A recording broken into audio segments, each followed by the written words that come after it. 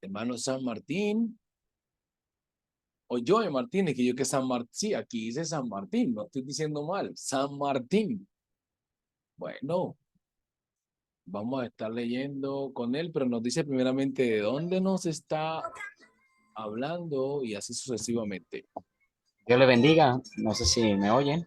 Sí, perfecto, perfecto. Sí, de repente si escuchan algún otro ruido es que tenemos la computadora aquí en el cuarto con los niños. Sí, Amén. entonces me disculpo por ese lado. Ok, Y, y yo estuve en las dos primeras clases, sí, con su persona, pastor. Lo que pasa es amén. que yo soy líder de jóvenes nacional de la organización acá en Venezuela, con la que trabajo, Iglesia Restauración Pentecostal. Entonces estuve de viaje. Restauración Pentecostal, ¿quién es su pastor? Yo soy el pastor. Pues hermano, déjame decirte que mi pastorado inició en la iglesia Restauración Pentecostal, donde el presidente apóstol se llama Raúl Manrique. ¿Es la Ay, misma o no?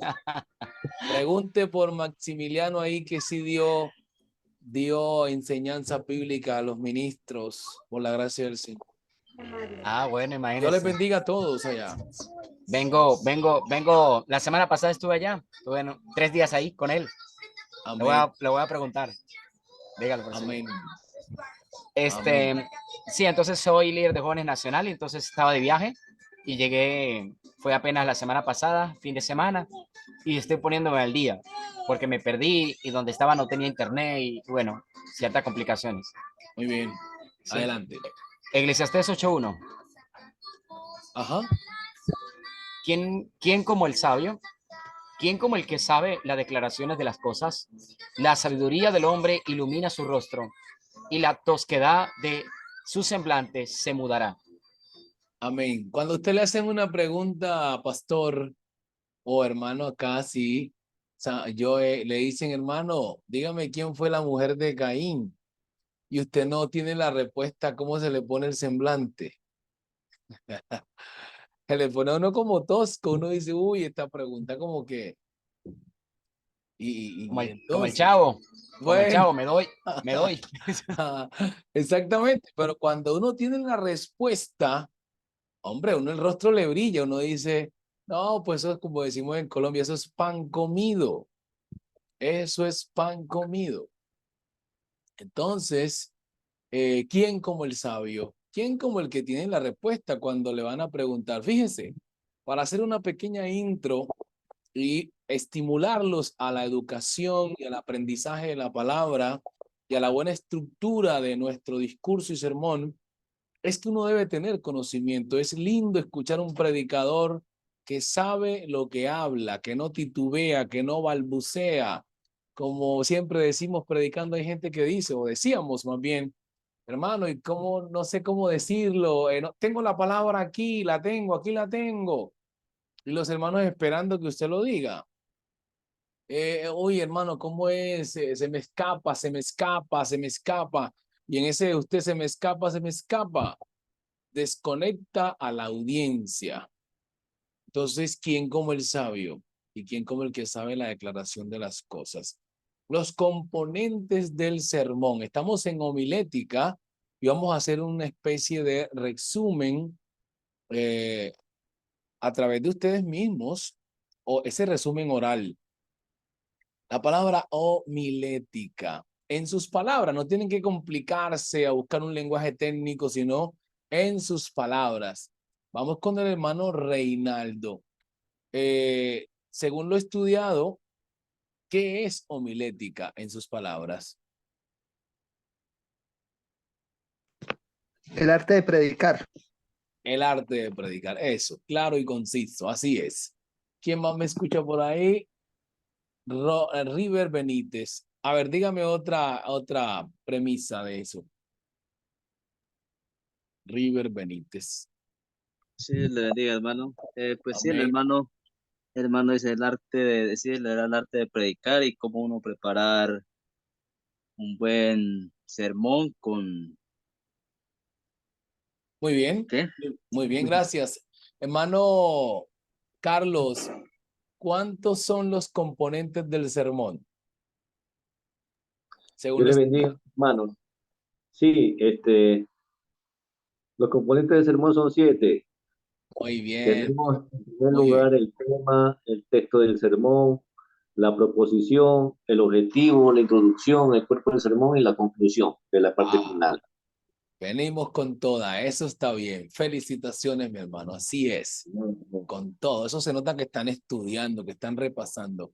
Miren, en la enseñanza usted aprende conmigo el 25%. Cuando usted va y repasa, le suma otro 25%. Ahí añade 50. Cuando usted comparte eso que repasó con otra persona, le aumenta otro 25%. Van 75%. Y cuando empieza a desarrollarlo en el día a día, en sus predicaciones, va a llegar al 100%. Significa que el ejercicio lo hará más versátil. Así que nomás yo como docente le entrego el 25%. Si usted no repasa, si no hace las siguientes tareas, usted no va a tener mucho avance. O sea que todo va a depender de usted mismo como estudiante. Muy bien. Hermano José Valle, si se acuerda o en sus palabras puede mencionar la definición y concepto de homilética. Amén, amén. Sí, mano, es el arte de predicar, es lo que yo hasta ahora he entendido. La clase pasada no estuve y no han subido la clase que grabada, no la he visto, manito. Pero sí sé que es el arte de predicar, Amén. Bueno, de prepararse, hermano. muy bien, la clase 1 tuvimos un error que lo explico hoy, que el video se nos eliminó, pero ya el hermano Carlos me pidió que hiciera un podcast para que lo tengan ustedes también. Así que, pero la clase 2 sí está, y esta es la número 3 de la homilética. Sí, en la 2 no estuve, mano. Estuve en una campaña y no pude estar. Ok, entonces yo creo que el video ¿Qué está fue? compartido ya, ¿no, hermano Carlos? No, Amén, hermano. no. Ya se subió ya los videos, ya se compartió el Sí. video de homilética, la segunda clase. Tal vez el hermano no lo va a ubicar. Ah, de pronto no lo he visto, mano. No, no lo he Ok, podido. Se No. pasó ya el material, se pasó también los videos de hermenéutica completos y homilética también debe estar ya. ok, mi hermano, O en tal caso, ninguna dificultad se lo podríamos volver a pasar, eso no hay ningún problema. amén. Gracias, hermano Carlos, por estar ahí Ahí atento. también quería acotar que la homilética no es solo un arte, también es una ciencia, mi hermano, Amén, así porque es. va estructurado también y va de la mano con la hermenéutica y con la exégesis bíblica. Eso nos estamos olvidando, hay que hacer hincapié en eso. Amén, así es. Gracias, hermano Carlos, es correcto. Decíamos anteriormente que estas todas trabajan mancomunadas o tomadas de la mano. La exégesis que investiga el texto, el cual que vamos a exponer. La hermenéutica lo explica y la homilética lo transmite en un escenario a una audiencia. O sea que esta es una trilogía importantísima para todos los educandos en esta área de lingüística. Esta es una área de lingüística de la teología y tiene que ver con filosofía, historia, etcétera. Por eso el curso de teología es completo en el sentido de que tenemos que estudiar lo que casi no vemos acá, el estudiante lo tiene que profundizar. Insisto, todo va a depender del mismo estudiante, que no sea conformista, ¿no? Lo que recibió aquí y ya. No, no, no, no, no. Usted debe ser esa persona apasionada por el aprendizaje. Muy bien. Entonces, como lo mencionó mi hermano ahorita, exégesis, hermenéutica y homilética trabajan juntas. Estamos viendo homiléticas por la razón de que usted no podía manejar bien el concepto de hermenéutica y exégesis si no tuviese la homilética, que es el arte. Y el hermano mencionó arte y ciencia. Ciencia porque requiere conocimiento y arte porque se practica. Ahí están los dos conceptos. Así que es correcto. Muy bien, vamos entonces ya a entrar, vamos a mirar una diapositiva que tengo acá, una presentación, y vamos a estar leyendo con ustedes también y así vamos a ir desarrollando la temática de hoy. Esta es la lección número 3 de la homilética bíblica.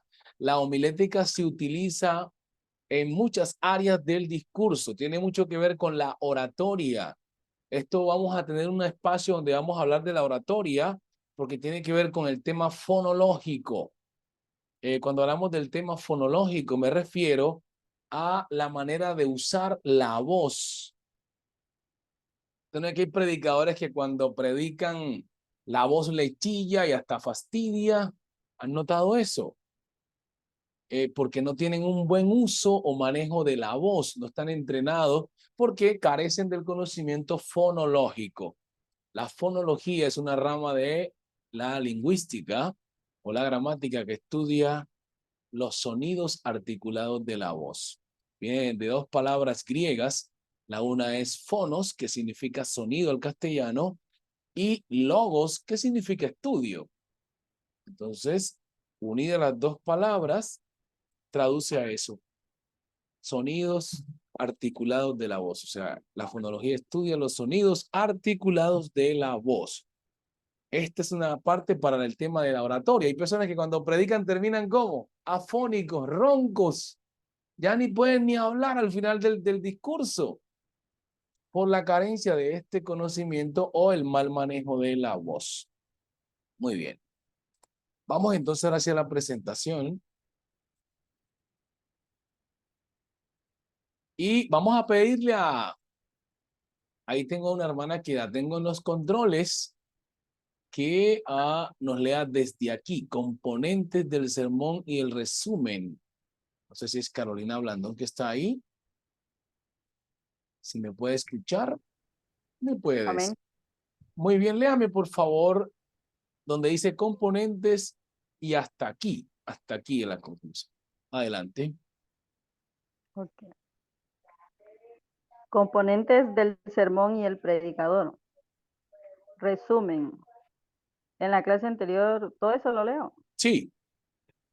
En la clase anterior vimos los componentes del sermón y algunas características del predicador.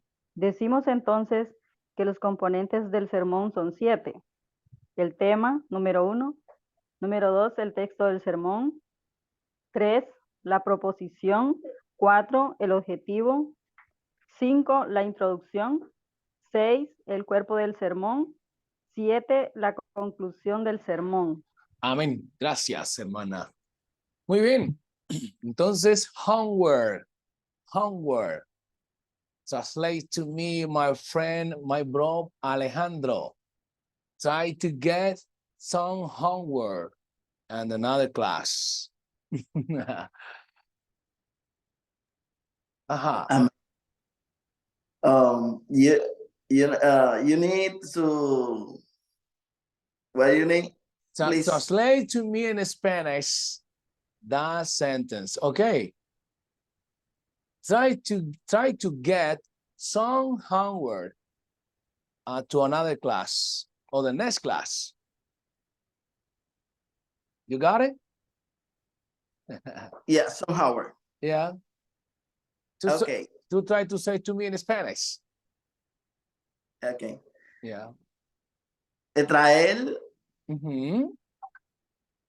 Traer en la próxima clase un resumen. Sí, señor. Sí, señor. Para la próxima clase. Perfecto. Así es. Gracias, hermano Alejandro. Así es. Yeah. Traten de traerme un resumen o un breve sermón de esto que estamos viendo, los 7 puntos o los componentes del sermón.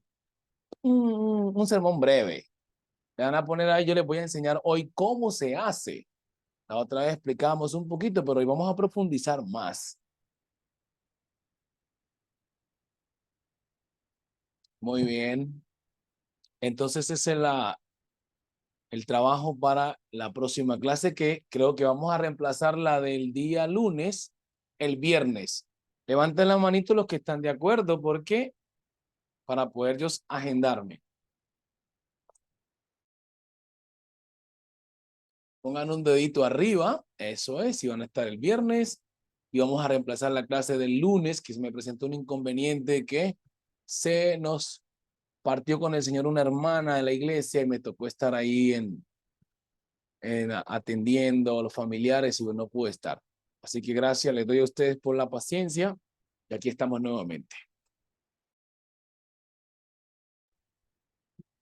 Bueno, tomen café como yo para que no se vayan a dormir. Vamos entonces ahora de algunas cosas que vimos en la clase anterior. Hermano Oscar. Amén, hermano. Ajá. Sí, dígame. Mencione dos cosas de la clase anterior que usted aprendió. Bueno, primero, que la homilética es una disciplina que nos enseña a exponer correctamente el sermón, y Señor. que la homilética viene de una palabra latina, homilía, que Sí, señor. significa discurso sencillo. Wow, sí, señor, sí, Y señor. bueno, y Luego, ahí pues, ajá, como también pues observamos que el mensaje siempre tiene que ser para edificar a la iglesia, y que nunca se usa el púlpito para dañar un mensaje totalmente para X personas, sino que lo que se trata es de poder edificar la iglesia, que es el cuerpo de nuestro Señor Jesús, o la iglesia comprada con su sangre, y que también pues es para presentar el mensaje a aquellas personas que creen, ¿verdad? Y cambiar de alguna manera su estado mundano a un estado espiritual y eterno, ¿va? En el Señor Jesús, mi hermano. Eso es lo que puedo decir. 10 para usted. Muy bien, muy bien. Se nota que tomó en serio la clase. Muy bien, así es. Eso lo hablamos en la clase anterior. Eso me da a entender que ustedes están apasionados por esta materia. Felicitaciones. Todos han dado la talla. Se nota que han estado investigando. Bueno, entonces vamos a continuar.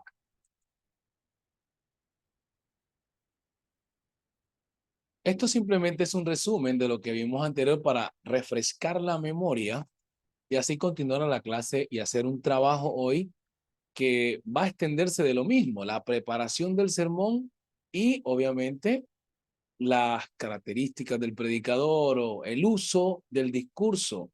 El predicador y el discurso deben ser como una pareja, ¿no?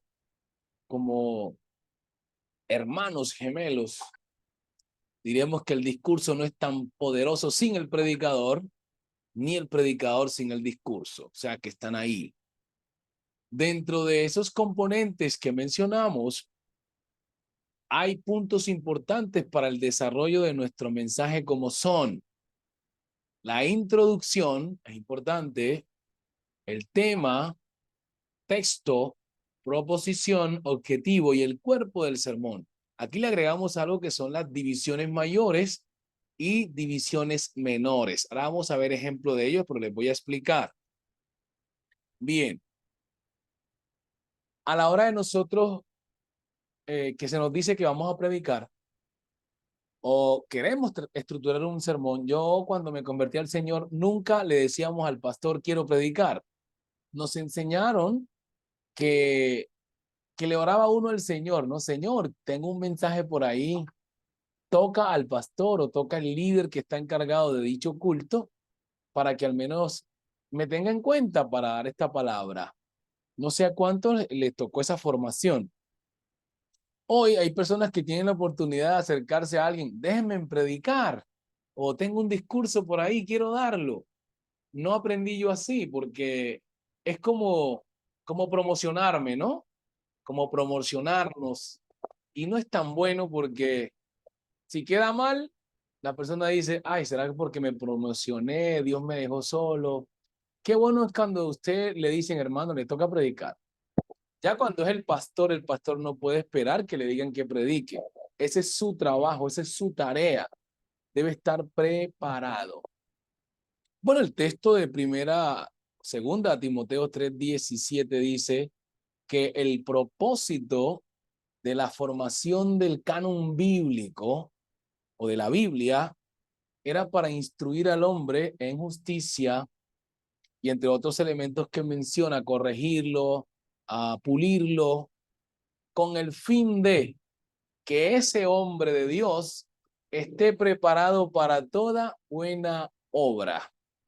O sea que un pastor debe estar preparado para responder las preguntas de sus feligreses, si así podemos decirlos, o la oveja, o las ovejas de la iglesia. Cuando éstas van a buscar a resolver una pregunta con su pastor y no tienen la respuesta, primera vez le aceptan, segunda vez le aceptan, pero la tercera se buscan a otra persona que le responda a sus preguntas. Y ahí ya se va creando una separación de la relación del pastor y la oveja. Entonces, por eso es lo que el texto dice, que el hombre de Dios debe estar enteramente preparado para toda buena obra. Y ahí dice Jeremías, inspirado por el Espíritu Santo, en Jeremías 3:15, dice que el Señor va a darle pastores a las ovejas que apacienten a su pueblo con ciencia y con inteligencia. Conciencia es con conocimiento y con inteligencia para no tirar saetas del púlpito a las ovejas heridas. ¿Entiende? Hay pastores que se descargan en el púlpito contra las ovejas. Bueno, eso no pasa con mucho o puede ser especulativo, pero sí ha ocurrido que se lanzan sus saetas y cosas así, y eso va dañando al pueblo, ¿no? Diría que nunca se organiza un sermón cuando alguien me ha contado un problema. No puedo organizar un sermón en base a ese problema que alguien me contó, porque eso es faltar a la ética y la lealtad a aquella persona que confió en mí diciéndome dicha situación que tenía. Esas son las características del predicador. Ética. ¿Bien? Bueno, entonces, esos puntos bien relevantes para el predicador. Entonces estamos diciendo que necesitamos esto, introducción. Vamos a hablar un poco porque creo que definí cada punto de estos que están aquí en la presentación, qué significaban y asimismo hay que entenderlo para así estructurarlo. Vamos a preguntarle al hermano, vamos aquí, el hermano José Valle dice que no estuvo en la clase, pero vamos a preguntarle al hermano Jorge Agustín. Para usted, ¿qué se hace en la introducción, hermano Jorge Agustín? ¿Qué se hace en la introducción de un sermón? Dios le bendiga, mi hermano. Dios le bendiga a todos los hermanos. Amén. Gracias al Señor que pude llegar. Estaba un poquito retardado, pero aquí estoy, gracias a Dios. Amén. Bueno, la introducción, en el caso mío, pues más o menos, según mi conocimiento, tratar de dar a entender como lo que se va a hablar, ¿no? Lo que se va a enseñar. Eso sería como una parte, un abrebocas, dicen algunos, del mensaje o de lo que se va a hacer. Más o menos como un tráiler de una película, más o menos para dar más a entender. Amén. Así es, mi hermano. Correcto, correcto. Muy bien, vamos a preguntarle a Santos Paus. No sé si Santos Paus estuvo en la clase, pero vamos a preguntarle el tema. El tema. ¿Con qué está ligado el tema? Santos Paus. Con lo que se habla en el pasaje, hermano. Bien. Como por ejemplo el ejemplo que vimos en Juan 9:1. Sí, señor.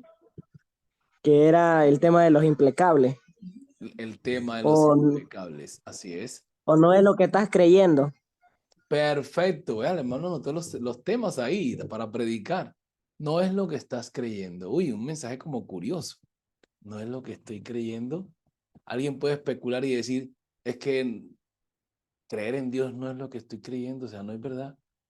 Y usted puede llevar su tema ahí con esa curiosidad hasta que ¡prum! En la proposición usted lo explica. Vamos entonces ahora a los otros puntos para ver si ustedes se acuerdan, pero veo que sí están ahí bien pilosos.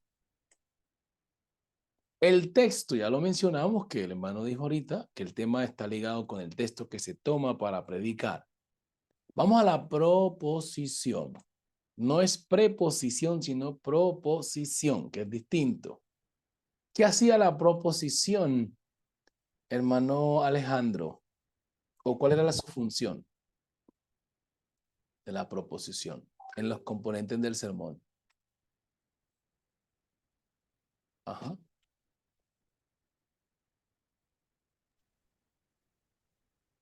Amén.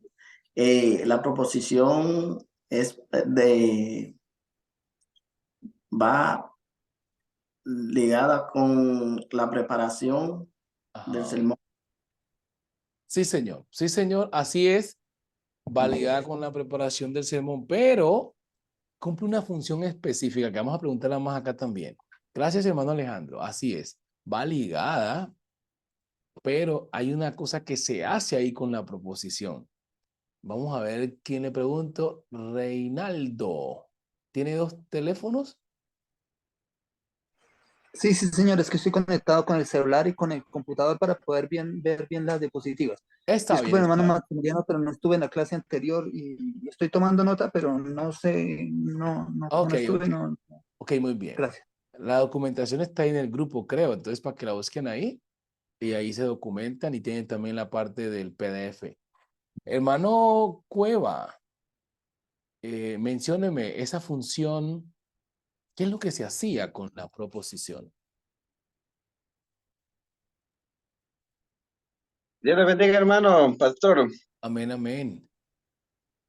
La proposición, pues la utilizamos en el término homilético, sí, para poder aclarar y dar un sermón preciso, conciso, elocuente, como usted lo dijo, a los feligreses o también a las ovejas en una enseñanza, en una predicación. Amén. Gracias, hermano. Todos esos aportes están interesantes, pero hay una palabrita clave que se hace en la proposición. Preguntémosle a la hermana Sarita, que está por ahí como que silenciosa. Vamos a ver. Sarita, ¿sí se acuerda? Vamos a ver si me escucha. Sarita, vamos a ver. Oh. Amén. Amén, hermano. Ajá.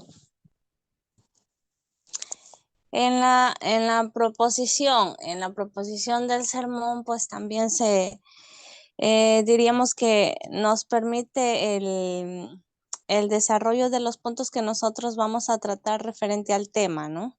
Sí, es correcto. Así es. Excelente. Esa proposición es la que nos permite desarrollar los puntos que vamos a tratar en el tema. Esto quiere decir todo lo que se habló en la introducción, porque la introducción es como el mensaje en resumen. Ese es el mensaje en resumen y con la proposición lo desarrollamos.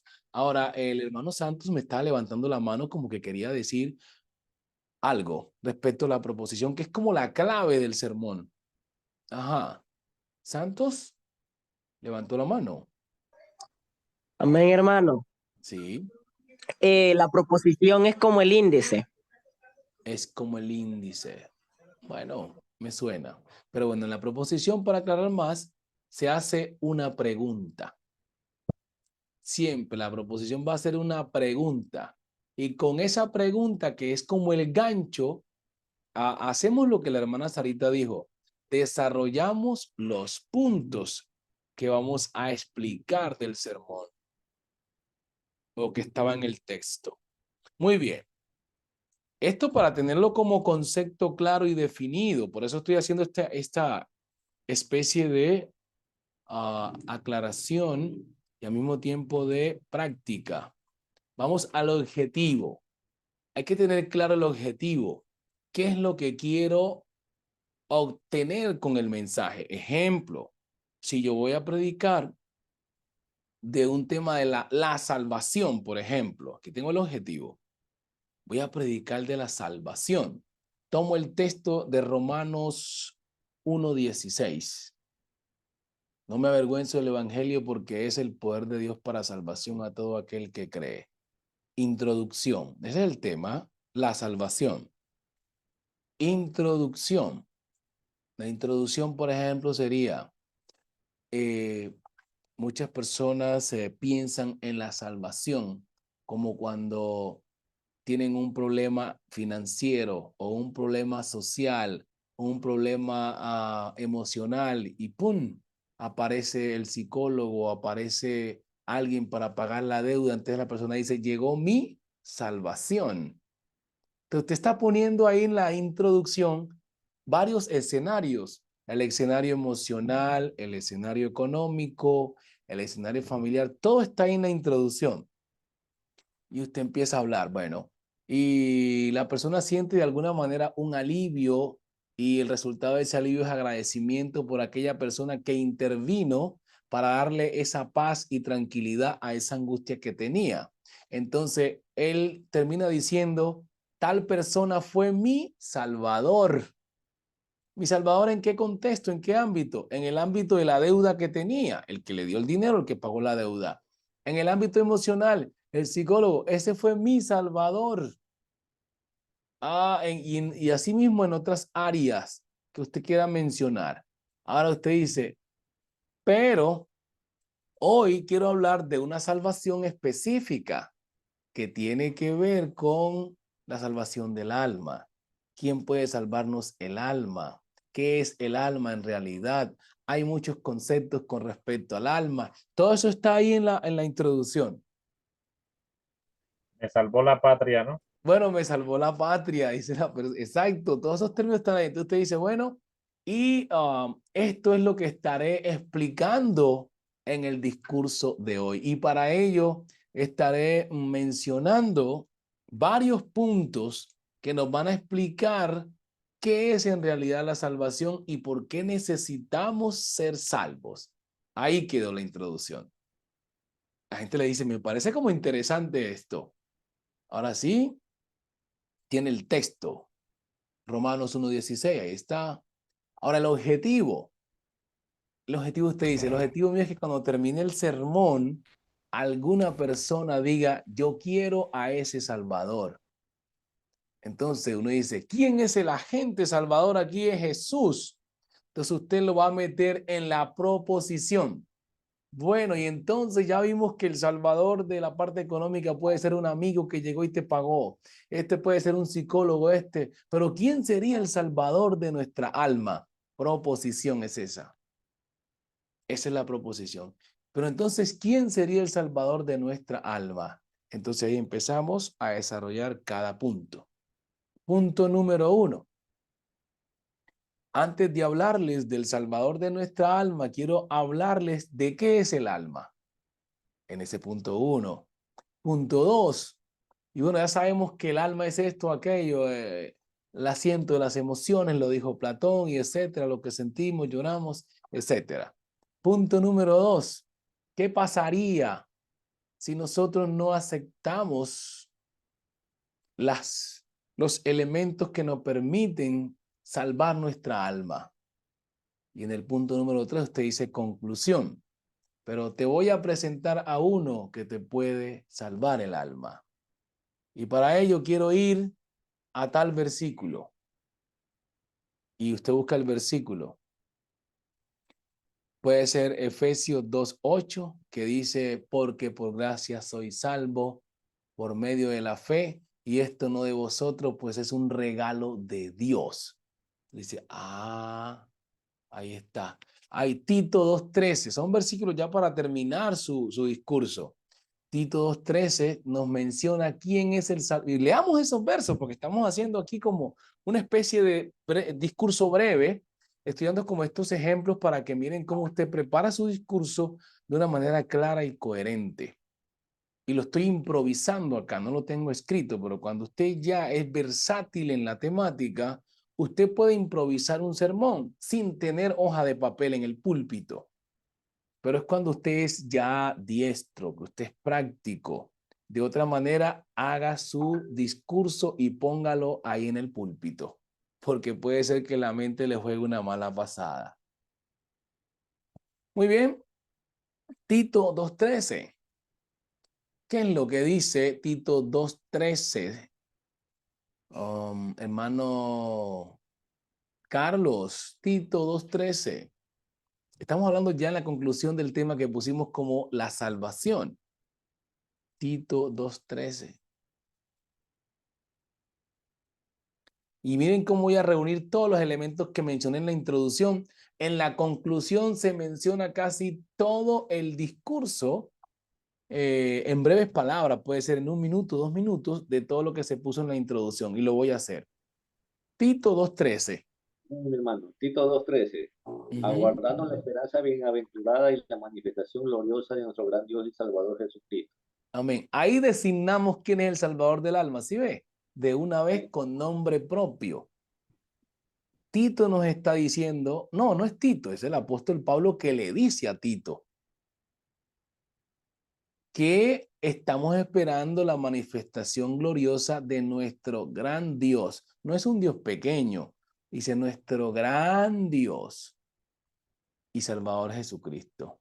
Ahí no es que es otra persona, sino que esta es una inyuntiva en gramática. Las inyuntivas es que unen cualidades de un ser. Como cuando decimos, él es profesor y maestro. ¿Te das cuenta? Entonces es una inyuntiva que une cualidades de un sujeto. Entonces las personas trinitarias dicen, no, si ve que ahí son dos. Dice que Dios y Jesucristo. No, señor, si usted estudia la gramática, que es el arte de hablar y escribir correctamente, se da cuenta que en esa oración es una inyuntiva que une cualidades, dos cualidades aplicadas a un solo sujeto, y este es Jesucristo. Gran Dios y Salvador Jesucristo. Entonces, ¿quién es el Salvador del alma? Jesucristo. ¿Cómo te puede salvar Él? Pues Efesios 2:8 lo dice, leámoslo, ahí está, dice, porque por gracia soy salvo por medio de la fe, y esto no de vosotros, pues es un regalo de Dios. Y Pablo le está diciendo a Tito que Dios es Jesucristo. Si leen claritamente que dice ahí, nuestro gran Dios. Pablo le dice a Tito que Dios se llama Jesucristo. Porque en Efesios 2:8 está diciendo que esto no es de vosotros, es un regalo de Dios. Y no dice el nombre de ese Dios, pero sí se lo dice a Tito. Se lo dice que ese gran Dios se llama Jesucristo. Entonces reunimos todos los términos en diferentes textos y los ponemos en una sola oración. ¿Quién hace esto? Lo hace el exégeta bíblico. El exégeta bíblico va investigando el texto. El texto tiene que ver con la salvación y para eso necesito una reunión de palabras, un vocabulario. Y ese vocabulario lo estamos buscando en Efesios 2:8 y en Tito 2:13 y en Romanos 1:16. Son los textos, los versículos mejor, los versículos que me están creando un texto. La gente dice en los cultos, digamos los textos, no, los versículos. Porque los textos son párrafos, los textos son una reunión de párrafos, que es una cosa muy distinta. Entonces, ¿cómo yo creo el texto de la salvación? Reuniendo varios versículos. ¿Y los reuní dónde? Romanos 1:16, que es el texto inicial, el versículo inicial, y los otros versículos para crear el texto de la salvación. Muy bien. Conclusión del tema. Conclusión. La conclusión me va a tomar parte de lo que dije en la introducción. Bien. Un amigo que tenga dinero te puede salvar la patria, como dijo el hermano Jorge Agustín. Un amigo que tenga dinero te puede salvar la patria de la deuda del banco. Y tú dices, oh, mi amigo José Valle fue mi salvación. Pero fue tu salvación para esa deuda. No te salva el alma. Bien, estoy sacando lo que estaba en la introducción. Esa es la conclusión ya. Tengo un amigo psicólogo y vino y me ayudó con este problema que tenía, familiar, emocional, y fue mi salvación. pero te salvó de la parte emocional, pero no te salva el alma. Entonces te presento a uno que te puede ayudar en la parte económica, te puede ayudar en la parte psicoemocional, pero además de ello, también te salva el alma.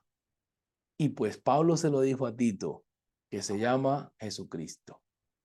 ¿Estarías tú dispuesto a recibir al Salvador de tu alma? Te lo presento, se llama Jesús. Terminó el discurso.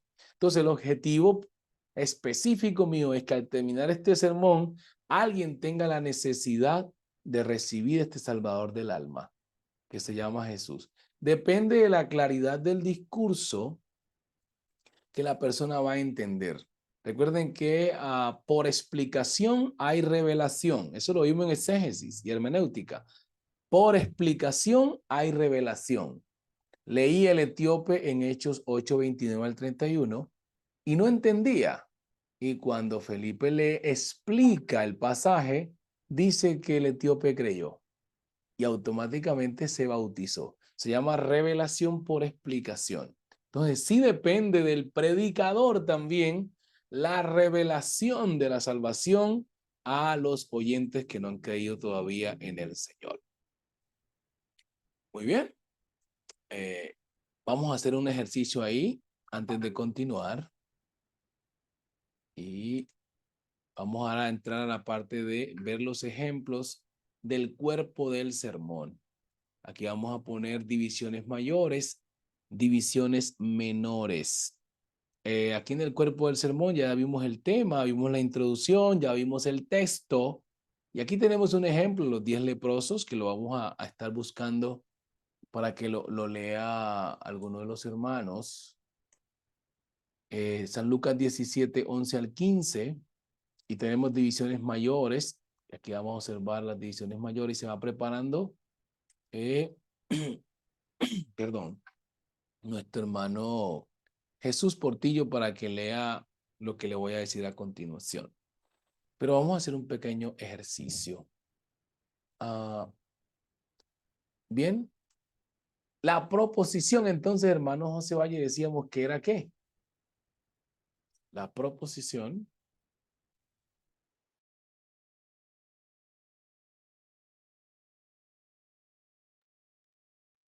Prenda sus micrófonos y adelante. Proposición. Dentro de la proposición, mi hermano, se presenta el tema. El tema y también se hace pregunta. Se hace una pregunta. Ajá. Por ejemplo, ¿quieres tú salvar tu alma? ¿Te gustaría que tu alma fuera salva? Sí, señor. Dentro de la proposición. Y después que planteó esa pregunta, ¿qué hace? Presenta al Salvador. Bueno, muy bien. Bien hasta ahí, pero al 50% presenta al Salvador. La primera parte, muy excelente. Presenta al Salvador. Si presenta al Salvador, se acabó el sermón, ¿no? Se acabó. Muy bien. Vamos entonces pero hasta ahí tiene 85, de 1 al 100, 85. Porque si presenta al Salvador de una, se le acabó el sermón. Amén. Una tregua, dice el hermano José Valle, una tregua. Sí. Adelante. Define, hermano, qué es el alma. Define qué es el alma. Exactamente. Se define también qué es el alma. Ajá. Muy bien. Esto es. Así. Se Define qué es el alma a través de. Vamos con el hermano Jesús Portillo, que no ha hablado. Mi hermano, ¿podría aportar algo, mi hermano Maximiliano? Claro que sí, claro. Yo creo que podría ser la proposición que dice el hermano, pero como introducción también deberíamos incluir algo sobre la doctrina del pecado, porque ¿cómo usted puede sopesar lo que es la salvación si no tiene conocimiento de lo que es el pecado? Perfecto, perfecto. Así es. El pecado mancha el alma. Entonces, esa introducción también pudiera tener eso. Recuerden, una cosa que pasaba, yo no sé cuánto tiempo llevan ustedes predicando, pero ya llevo rato yo predicando y cada día uno va aprendiendo. Una cosa curiosa, cuando nosotros no sabíamos homilética ni hermenéutica, nada de eso, uno por vía, como digamos, de inspiración del Espíritu, notábamos que predicaba un ejemplo, el hermano Jorge Agustín de San Juan 7:38, y le daba un enfoque a ese versículo. Y al otro día o a la otra semana predicaba otro hermano del mismo versículo, pero le daba otro enfoque. Y uno decía, wow. Y no sé si les pasa a ustedes que muchos dijeron, como el hermano fulano ya predicó ese pasaje, yo no voy a predicar, porque ya la gente lo escuchó. ¿A cuántos les pasó eso? No, pues ya el hermano me tomó el texto que yo iba a predicar el viernes pasado y ya no voy a predicar de ahí. Pero si ustedes notan que ahora con la homilética podemos predicar del mismo texto una semana o hacer una serie de cada palabra hacer un tema o de cada versículo hacer un tema. Porque tiene que, ya tiene la habilidad, tiene los recursos, las herramientas. Hermano, Amén. hermano, Adelante. con respecto a lo que usted está diciendo, tuvimos acá en la congregación eh, un tema para toda una semana y era el valor de tu alma.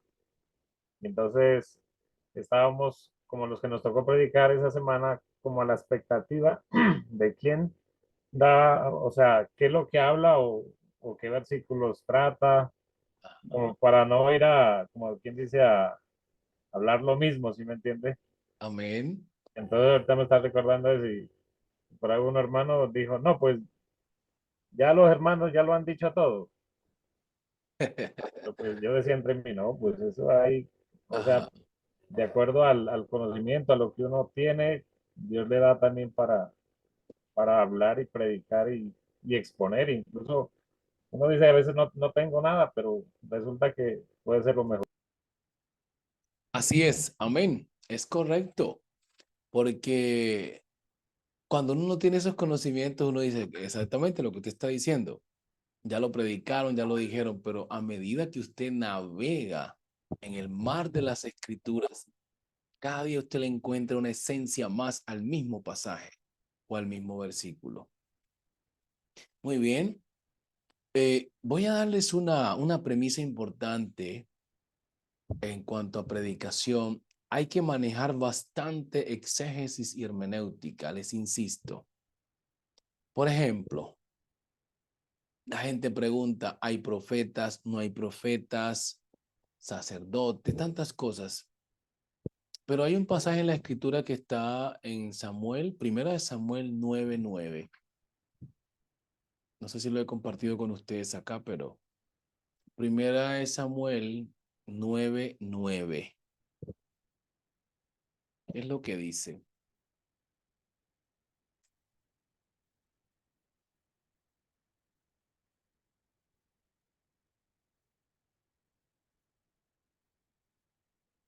El que lo encuentre lo puede leer. Primera de Samuel 9:9.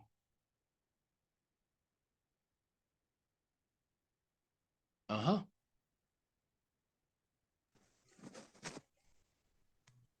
Amén.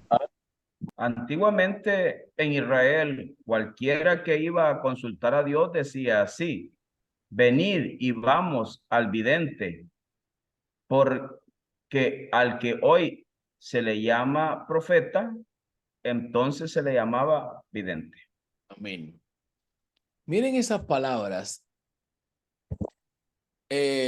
Alguien pregunta, hermano, ¿existen profetas en este tiempo? Y yo tengo un amigo de República Dominicana que cuando él me va a pedir una voz para un programa que ellos tienen de radio, él me llama y me dice, profeta, mándame ahí tal cosa. Y digo, yo recibo esa palabra profeta porque sé que la manejan ellos en sus términos, pero yo no me creo un profeta. ¿En qué sentido? Pero ellos manejan su tema de profeta muy en serio, muy en serio. Entonces, aquí el texto está diciendo que el vidente luego pasó a profeta. La palabra vidente es alguien que puede ser consultado en lugar de Dios. Eso es un vidente. Pero uno se pregunta, ¿y quiénes fueron los videntes en el pueblo del Señor? La Biblia me menciona que solamente Samuel. Entonces uno dice, ¿cómo es esto? Solamente Samuel. Pero otros pueblos también manejaban el concepto de vidente. Eso uno lo aprende en el contexto histórico, en la exégesis. Porque una vez solamente se queda con el contexto judío israelí o israelita. Solamente ahí, no piensa en los otros pueblos egipcios, babilónicos, no se piensa en ello. Cuando se habla del diezmo solamente se piensa en el pueblo del Señor, pero no se piensa que los otros pueblos practicaban el ejercicio de diezmo. Como hay personas que dicen, ¿por qué tenemos que preguntar a la gente que si es casado para bautizarse cuando los apóstoles no preguntaban si eran casados? Uno se va a poner en el trasfondo histórico, se da cuenta que la mayoría de la gente en esas épocas eran casados. Entonces se llama el texto tácito. Texto tácito significa que no está explícito como tal, sino que ahí escondido está la verdad.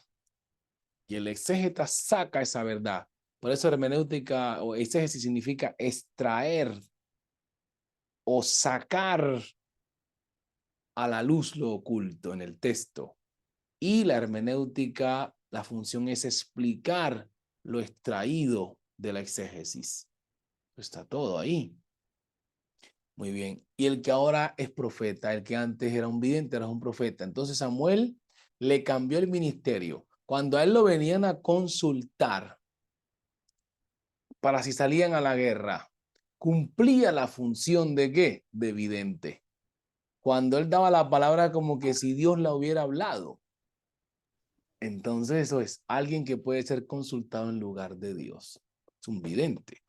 Pero profeta tiene otra función. Profeta es aquel que proclama el mensaje de Dios o predice el futuro.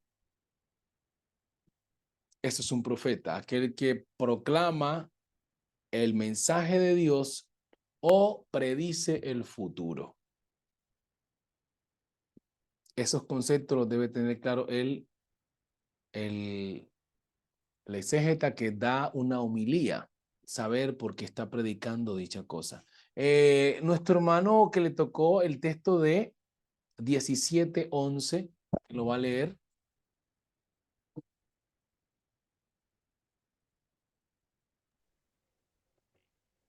Bueno, ¿me puede repetir lo que dijo de profeta un momentico? El profeta es aquel que proclama el mensaje de Dios.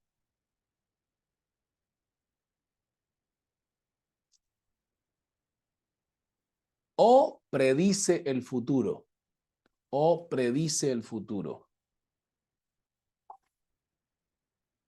Entonces, el profeta era un intermediario entre Dios y los hombres. Tiene una función poderosísima. Jesús menciona, hablando de, ahora hay ministerio profético. Ministerio profético. En cuanto a ministerio profético, los profetas llegan hasta Juan. Eso en cuanto a ministerio profético.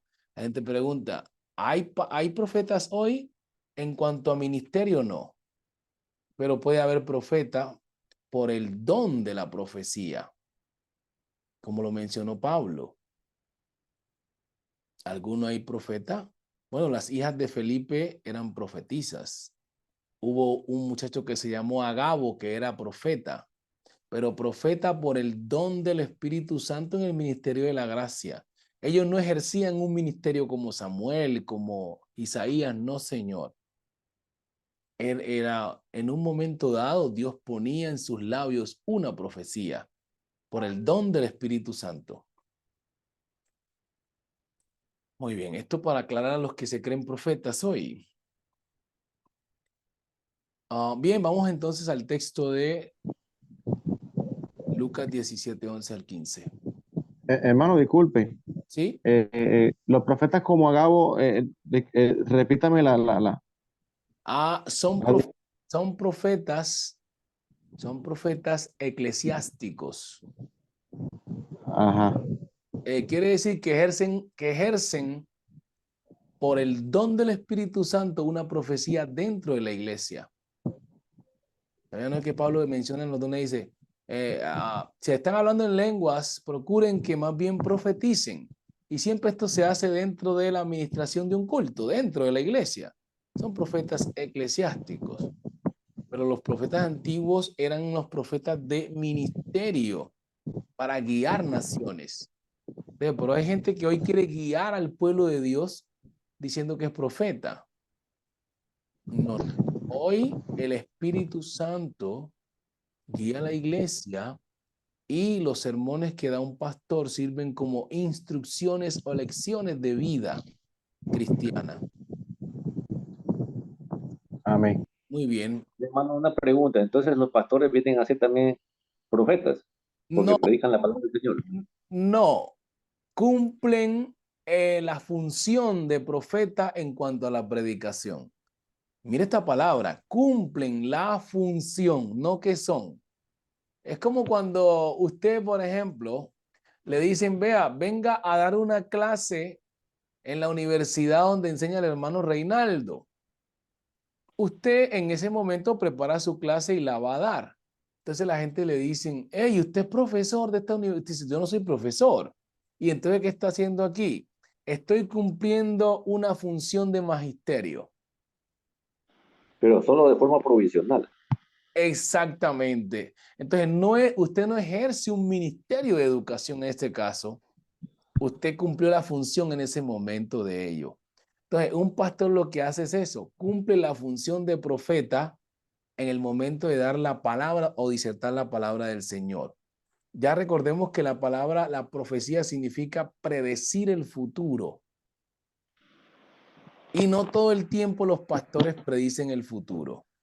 Hay un momento en la predicación que ellos pueden predecir el futuro, y eso se llamaría palabra de ciencia, que los pastores la pueden tener. Pero no todo el tiempo ocurre. Entonces, hay una aclaración. Entonces ya profetas como ministerio ya no existen. No existe como ministerio, correcto. Pero sí Nada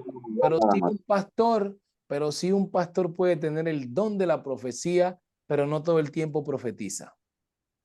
Amén, amén. Entonces, un profeta estaba para profetizar el tiempo que fuese. Era como un maestro. La gente decía, necesitamos que el profeta nos diga algo que Dios le dijo. O sea, el profeta tenía una conexión con Dios directa, donde Dios le decía, dile esto al pueblo. Una cosa impresionante, ¿no? Dios le decía al profeta, dile esto al pueblo. Hoy en día no, el pastor prepara su discurso y él a veces ni sabe que eso lo necesita el pueblo. ¿Sabían? El profeta era consciente de que la gente necesitaba eso porque Dios se lo había dicho. ¿Sí ven la diferencia? Ahí está. Ajá. ¿Estamos claros ahí, hermano Carlos? Amén, mi hermano Maximiliano. Bueno, gloria al Señor. Entonces, avancemos. Hermano Alejandro, está levantando la manito. ¿Qué iba a decir? Amén, amén, amén. Un pequeño aporte, hermano. En el libro de Apocalipsis 19:10 dice que Jesucristo es el Espíritu de la profecía. O sea, no somos profetas, pero somos proféticos por el Espíritu del Señor que está en nosotros. Amén. Así es. Amén. Entonces, no tenemos ese título de profeta, pero por el Espíritu Santo profetizamos. Es lo que el hermano nos dio a entender. Así es. No somos profetas con título de profeta, pero por el Espíritu de Dios profetizamos. O sea que sí podemos ejercer en un momento dado la función de profeta. En un momento dado. Aclaramos ese punto. Mire que hoy en día hay mucha guerra en las iglesias por esos temas, ¿no? Hasta por el tema de los dones. Porque una hermanita, un hermanito tiene un don y no sabe manejar ese don y se cree más que el pastor. Hay un peligro ahí que hay que instruir. El problema es cuando no se dejan instruir, hermano. Se van para otras iglesias porque no se dejan instruir. No, el pastor no me quiere, es porque yo tengo el don. No sé si han escuchado eso. y como yo tengo el don y Dios a mí me habla, ¿entiendes? Y como Dios a mí me habla, al pastor no le gusta. No, lo que pasa es que necesita dejarse instruir para usar bien ese don. De otra manera no va a edificar, puede dividir o formar grupitos, porque la gente hoy en día quiere sensaciones. Encontrarse personas que como que en ese tiempo también, como que esta habla con Dios, este habla con Dios. Entonces Puras vamos, emociones, ¿cómo hermano? puras emociones. Bueno, exactamente, se dejan llevar de las emociones, teniendo el don, obviamente. El hermano Reinaldo iba a decir algo. Sí, hermano Maximiliano, tengo una pregunta respecto a eso.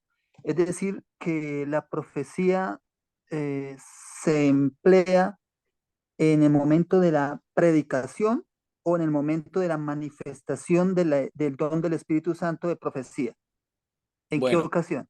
bueno. Se necesita, como dice las palabras, ser docto para entender cuando es una profecía y cuando es una palabra de ciencia que se confunde, ¿no?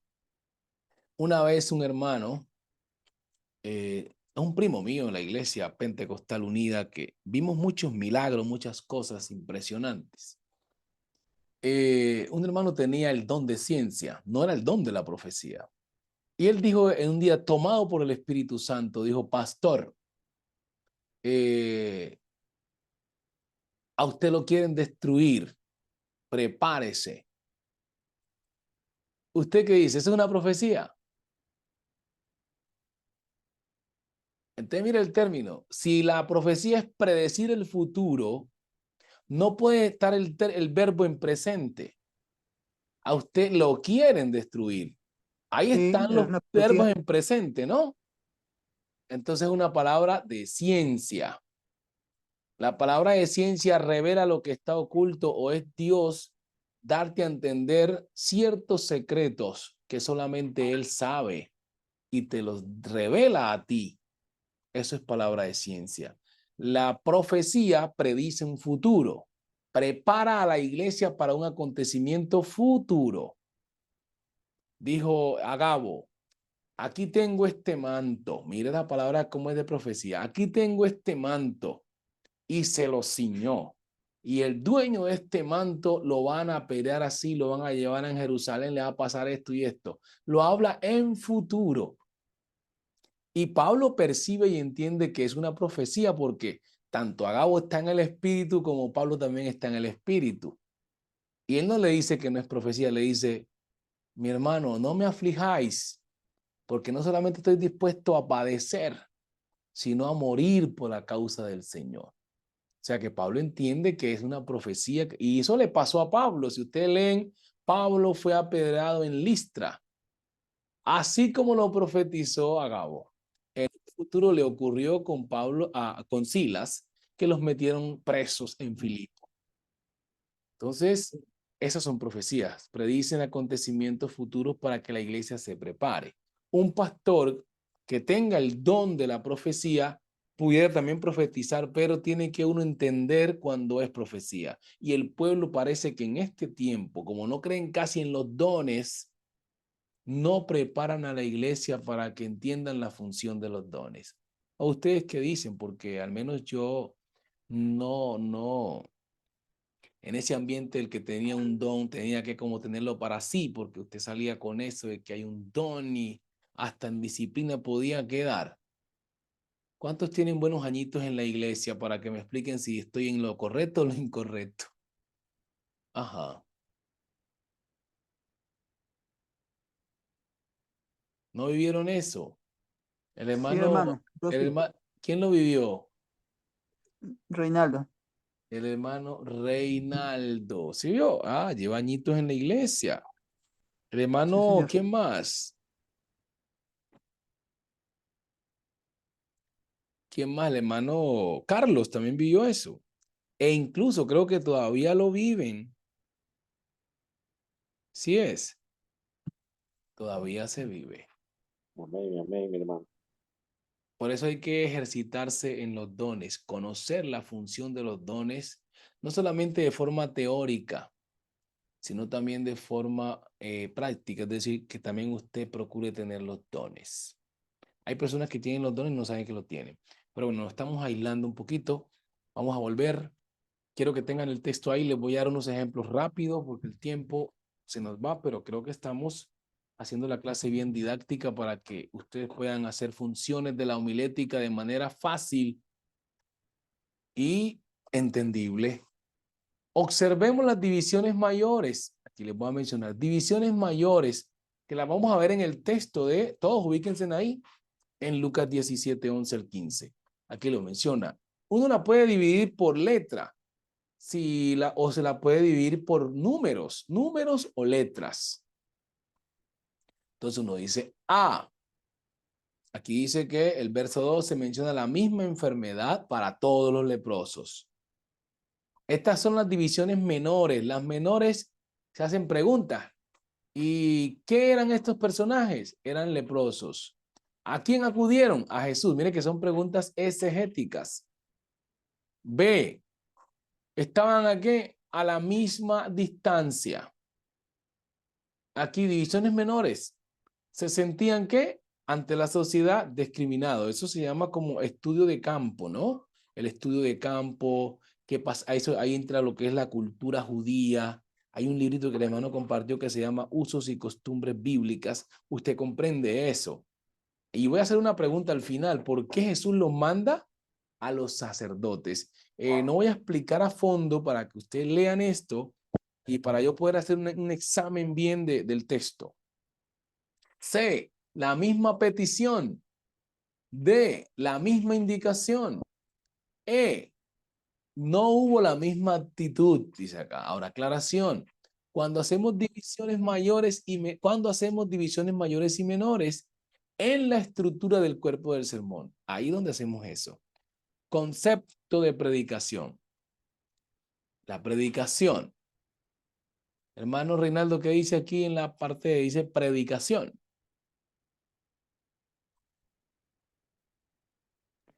Dice, la predicación se entiende como la proclamación personal, pública y autoritativa de la verdad de Dios y los hombres por medio de un hombre.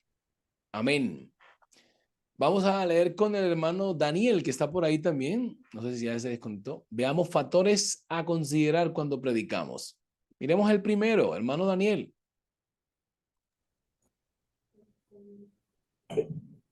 Esto significa que usted no tendrá miedo de presentar la palabra de Dios tal y como es.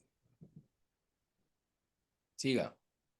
El expositor debe estudiar su sermón de tal manera que esté preparado para defender todo el contenido si alguien se opone a lo que se ha presentado. Nuestra tarea es predicar todo el consejo de Dios sin temor alguno. Amén. El título dice, predique con denuedo. Usted mismo lea Hechos 4:31. Mire, hermano, a veces usted está predicando, no sé si a usted le ha pasado, así como estamos aquí que estoy enseñando, usted me levanta la mano y me pregunta. E incluso usted puede decir, hermano, me parece que eso no es así. Yo le digo, argumente. Hay gente que cuando alguien le dice, hermano, eso que está usted diciendo me parece que no es lo correcto, alguien se irrita. Si usted se irrita, es porque no está tan seguro de lo que usted está comunicando. ¿Entiende? Cuando usted está seguro de lo que está comunicando, usted no tiene por qué irritarse.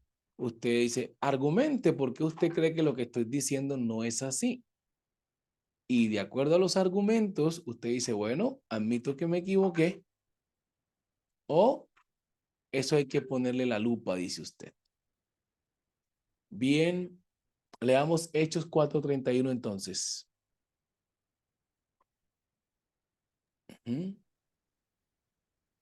Daniel. Hechos 4:31. Sí. Cuando hubieron orado, el lugar en que estaban congregados tembló, y todos fueron llenos del Espíritu Santo, y hablaban con denuedo la palabra de Dios. ¿Qué significa la palabra denuedo, hermano San Martín? La palabra dice que hablaban con denuedo. ¿Qué significa la palabra denuedo? Prendan micrófonos. Pienso que hablaban con autoridad, con Amén. seguridad. Exacto, que fue lo que vimos al inicio. De nuevo, autoridad, con seguridad, sin titubear. ¿Entiendes? Hay predicadores que se les siente la seguridad de lo que están hablando y a otros que no se les siente esa seguridad. Entonces, no hay denuedo. Ahora, ¿cuál es el común denominador para que tengamos denuedo? El texto lo está diciendo, la oración. Cuando vieron, no sé si a usted le pasa que usted está predicando normal, está enseñando la palabra normal y en el momento le llega una unción. Y empieza a hablar con denuedo, con autoridad, con poder. Porque como usted ha orado y ha clamado a Dios, el Espíritu Santo viene a respaldarlo y habla con denuedo. Cuando hubieron orado, el lugar donde estaban congregados tembló y fueron llenos del Espíritu Santo. No predica con el mismo denuedo quien no ha recibido el Espíritu Santo como el que lo ha recibido. No es lo mismo. Se lo digo aquí ahora. ¿Le puedo dar un significado, hermano? ¿Cómo, mi hermano? ¿Le puedo dar un significado, creo que secular, de denuedo? Sí, señor. Dice valor, energía y decisión con que se ejecuta una acción. Amén. Sí, señor. Así es. Energía, actitud. ¿Entiende? Yo a veces me pongo a ver a esos predicadores dominicanos y digo, Señor, tiene mucha actitud, hermano. Actitud tiene usted que usted, aunque son trinitarios, usted se queda como viéndolo, uno dice, oiga, qué poderoso sería si estos hombres fueran pentecostales como nosotros.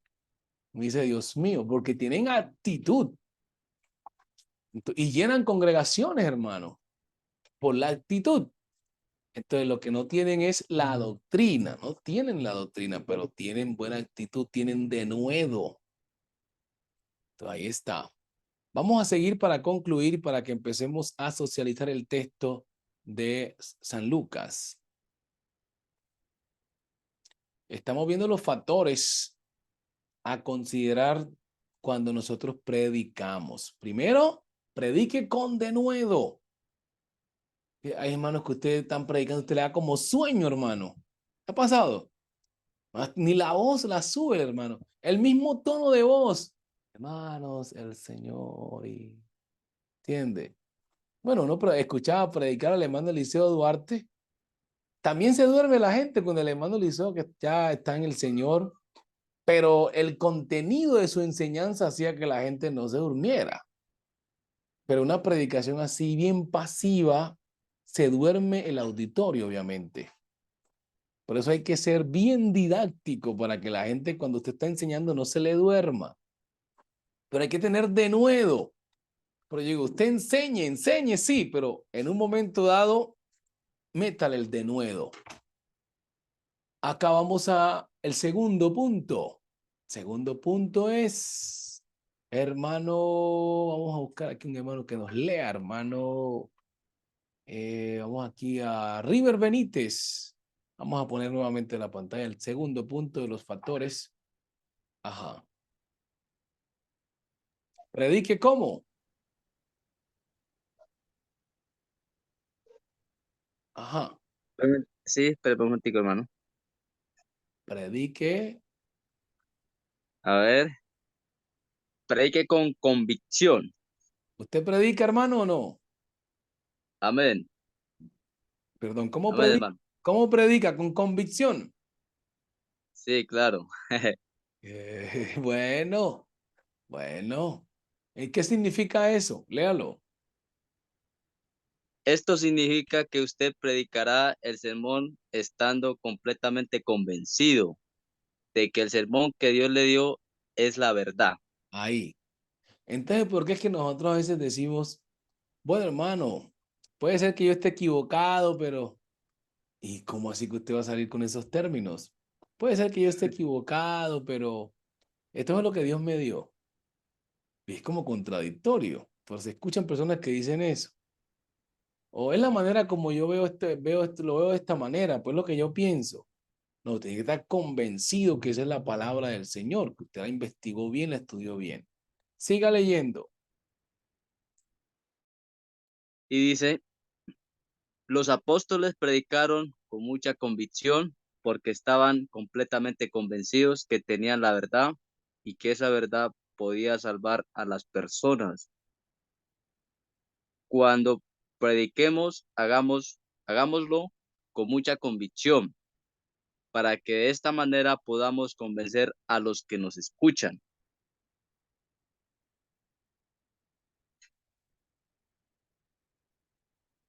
El micrófono, hermanito Maximiliano. Amén, gracias hermanos. Hay predicación que usted queda como con dudas si realmente es verdad o no, porque le falta al predicador esa convicción, esa seguridad. Hermano, la seguridad te llega por el estudio bíblico. Te lo digo. Por eso el Señor dice, vosotros sois mis testigos, Isaías 43:10, y mi siervo que yo escogí para que me, número uno, conozcáis. Si usted no conoce bien al Señor, usted no habla con seguridad de Él. ¿Y cómo conocemos a Dios, hermana Sarita? ¿Cuál es el mejor método para conocer a Dios? Menciónemelo.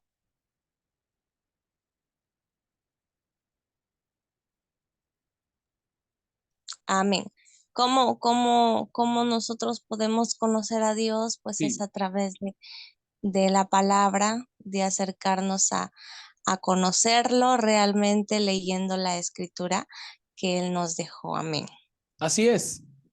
¿Qué texto me pudiera mencionar para asegurar ese argumento?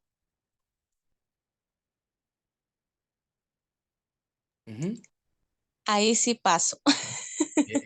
Como que Entonces, ahorita como que estoy con la oscuridad por aquí, pero sí, sí. no, mencióneme uno, un versículo. San Juan 5:39. San Juan 5:39, es correcto. Jesús dijo, esta escritura me da testimonio de lo que yo soy. Para escudriñarla. También Hermano, podría ser un hermano que dice, mi pueblo muere por falta de conocimiento. perfecto. Entonces ahí está. Cuando no hay conocimiento de la escritura, hay inseguridad de lo que se predica de Jesús. Usted le da miedo. Le voy a Yo soy contar. el camino, la verdad y la vida, dice, ¿no? Amén, exactamente. Fíjese, aunque déjeme decirle que no todos conocemos a Dios de la misma manera. Para gloria del Señor, he tenido unos testimonios tremendos que uno dice, wow.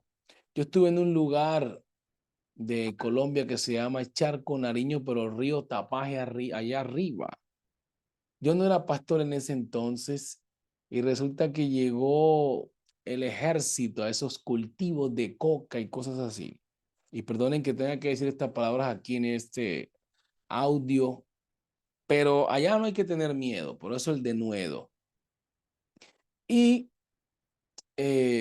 habían así personas al margen de la ley y eso fue una cosa tremenda que un señor, un soldado, salió y teníamos una especie de tiendita. Y mi esposa y otra hermana le predicaron la palabra a uno de esos soldados. No sé con qué denuedo lo hicieron que este hombre se convirtió. Y a la semana del monte sale el teniente y dice, necesito que un evangélico vaya allá al monte a hablarme con uno de los soldados que me está volviendo loco. Él dice que él no va a tomar más el rifle porque ahora pertenece al ejército de Dios. Hermano, pero el problema ¿cuál era? Que si usted se metía al monte, tenía problema ¿con quién? Con los dueños de como decimos por ahí, del pueblo. Así que eso le dijeron al pastor que fuera allá y el pastor no quiso ir porque era para problemas. Y ahí el teniente, vayan por favor porque este muchacho está mal y hasta que un hermanito dijo, hermano, aquí nos va a tocar ir alguno de los jóvenes que estamos. Y yo en ese tiempo era uno que es predicador y uno de los jóvenes que uno ve por ahí que ni predican y le dicen, hermano, metámonos a la montaña. Y tú que predicas de la fe y de conocer a Dios, ahí te toca. Yo decía, Dios mío, este muchacho. Y uno como para no quedar mal, dije, hermano, vamos para el monte, búsqueme unas botas. Y bueno, si nos toca morir por causa del Señor, nos fuimos. Y cuando llegamos allá, obvio, allá estaba el muchacho y dijo, yo sabía que ustedes iban a venir porque anoche, oye, eso pasó como cuando Ananías y Pablo, anoche estuve orando y el Señor me dijo que iban a venir unos cristianos. Y verdad, compartimos con el muchacho, para hacer una historia corta, que aquí estamos nosotros vivos, no nos pasó nada. El muchacho tuvieron que darle la baja porque él no volvió a tomar más el rifle. Cuando un hombre recibe la palabra de verdad con denuedo, hermano, eso penetra hasta partir el alma y el espíritu, las coyunturas y los tuétanos. Tiene tanto poder la palabra del Señor que por doquiera que usted la predique, va a ser su efecto en el nombre del Señor Jesús. Entonces, cuando usted se para en el púlpito y recuerdo, y esto no lo hace todo el mundo, tiene que hacerlo bajo la inspiración del Espíritu Santo. Recuerdo que una persona al margen de la ley estaba predicando. Y digo, si quieres recibir el Espíritu Santo, pasa al frente. Y pasa un muchacho y yo no sabía quién era. Y se subió a la plataforma. Y dije, súbete a la plataforma. Y empezamos a orar y el hombre empezó a hablar en lenguas. Y la iglesia se prendió en lenguas, pero que yo no estoy sabiendo qué persona está recibiendo el Espíritu Santo ahí. A los días que me dicen, ¿usted sabe quién recibió el Espíritu Santo ahí? Ese es un muchacho que participa de esos movimientos al margen de la ley. Llegó a ser pastor. Entonces, eso es lo que hace la predicación de la palabra. Pone fe en el corazón de la gente. Así que miren la función que tenemos como predicadores. Predique con denuedo, pero viene la otra parte. Predique con fuego, con llenura del Espíritu Santo. Leamos ahí, hermano Carlos, el punto 3.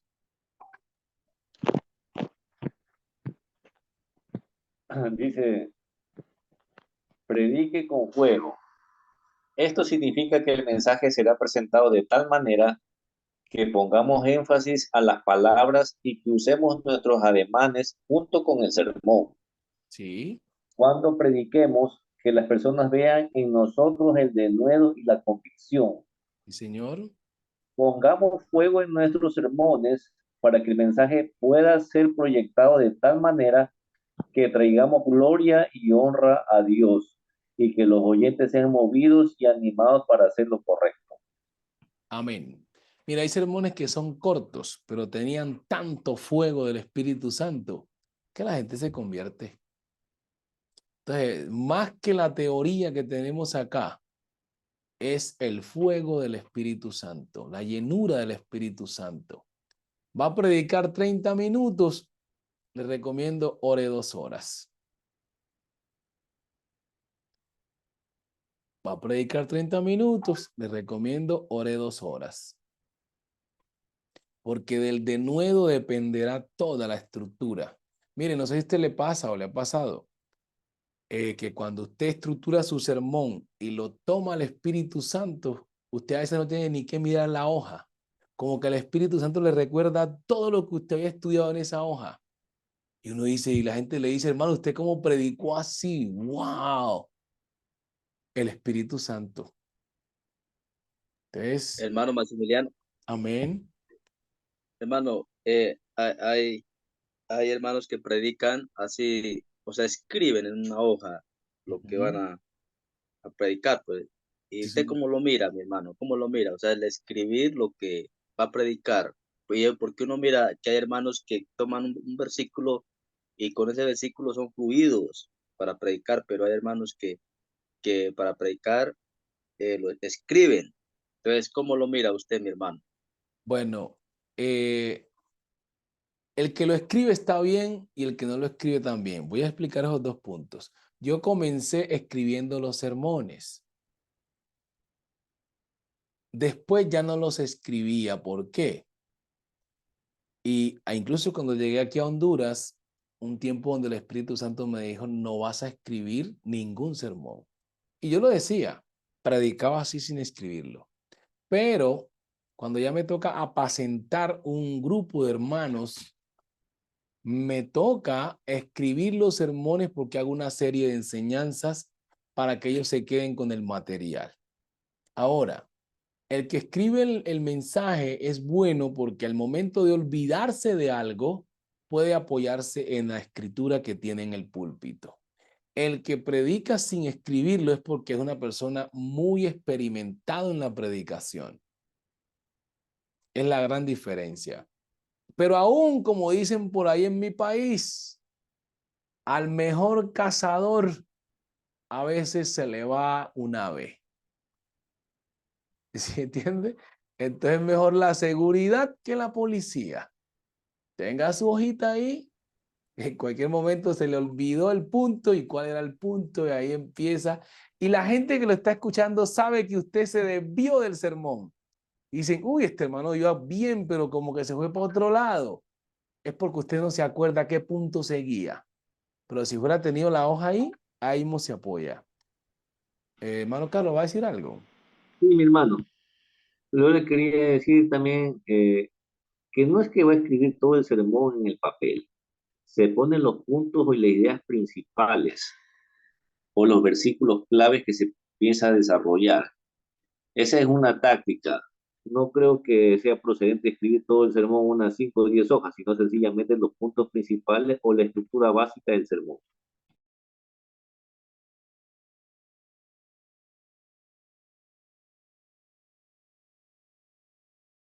Mi hermano no se escucha. Amén. Gracias, hermano Carlos. Excelente lo que acaba de decir. Así es. Usted pone las ideas principales, las que usted va a necesitar para desarrollar. Porque ahora, como mencionaba en otra clase, lo que el hermano dijo, o sea, poner unas hojas exageradas también puede ser que el auditorio, antes de usted predicar, digamos, entre como en una complicación mental diciendo, uy, ¿cuándo el hermano va a acabar ese poco de hoja que montó en ese púlpito? Ese sermón va a ser largo y ya desde ahí usted se predispuso a que va a ser largo. Por ahí dijo una hermana, dijo, uy, la hermana se va a desquitar, como la otra fue a predicar largo allá, aquí se va a desquitar, mire lo que trae. Así es, entonces, muy bien. Si usted va a poner, ponga dos hojitas, Dejo nomás. Ajá, exacto. Ponga una hoja, dos hojas y las ideas principales como el hermano dice. Bueno, los hermanos están riendo porque creo que a algunos les ha pasado de montar sus 8 hojas. Yo vi todo eso en la iglesia de compañeros míos, de poner 5 hojas, 6 hojas. Hermano, y créame que uno se aburre. Perdone la expresión, yo decía, y a veces no sé si pasa todavía que los líderes de jóvenes se ponían todos atrás en la plataforma. O sea, toda la directiva completa y está el compañero que iba a predicar y nosotros le decíamos al compañero, faltan 3 hojas y son las 8:30. Me decía, hermano, esas 3 hojas, otra media hora. Entonces ya empezaba uno, ya uno no escuchaba el discurso, sino que estaba desesperado ya por salir. Entonces, es bueno evitar, el hermano dice que no ha pasado. Hay que evitar eso. Es que también no están enfocados en aprender la palabra de Dios, ¿no? Por eso se cansan de escuchar. Me imagino yo, porque, a ver, según mi opinión, ¿no? Puede ser que en un ayuno, en un día haya una enseñanza extensa.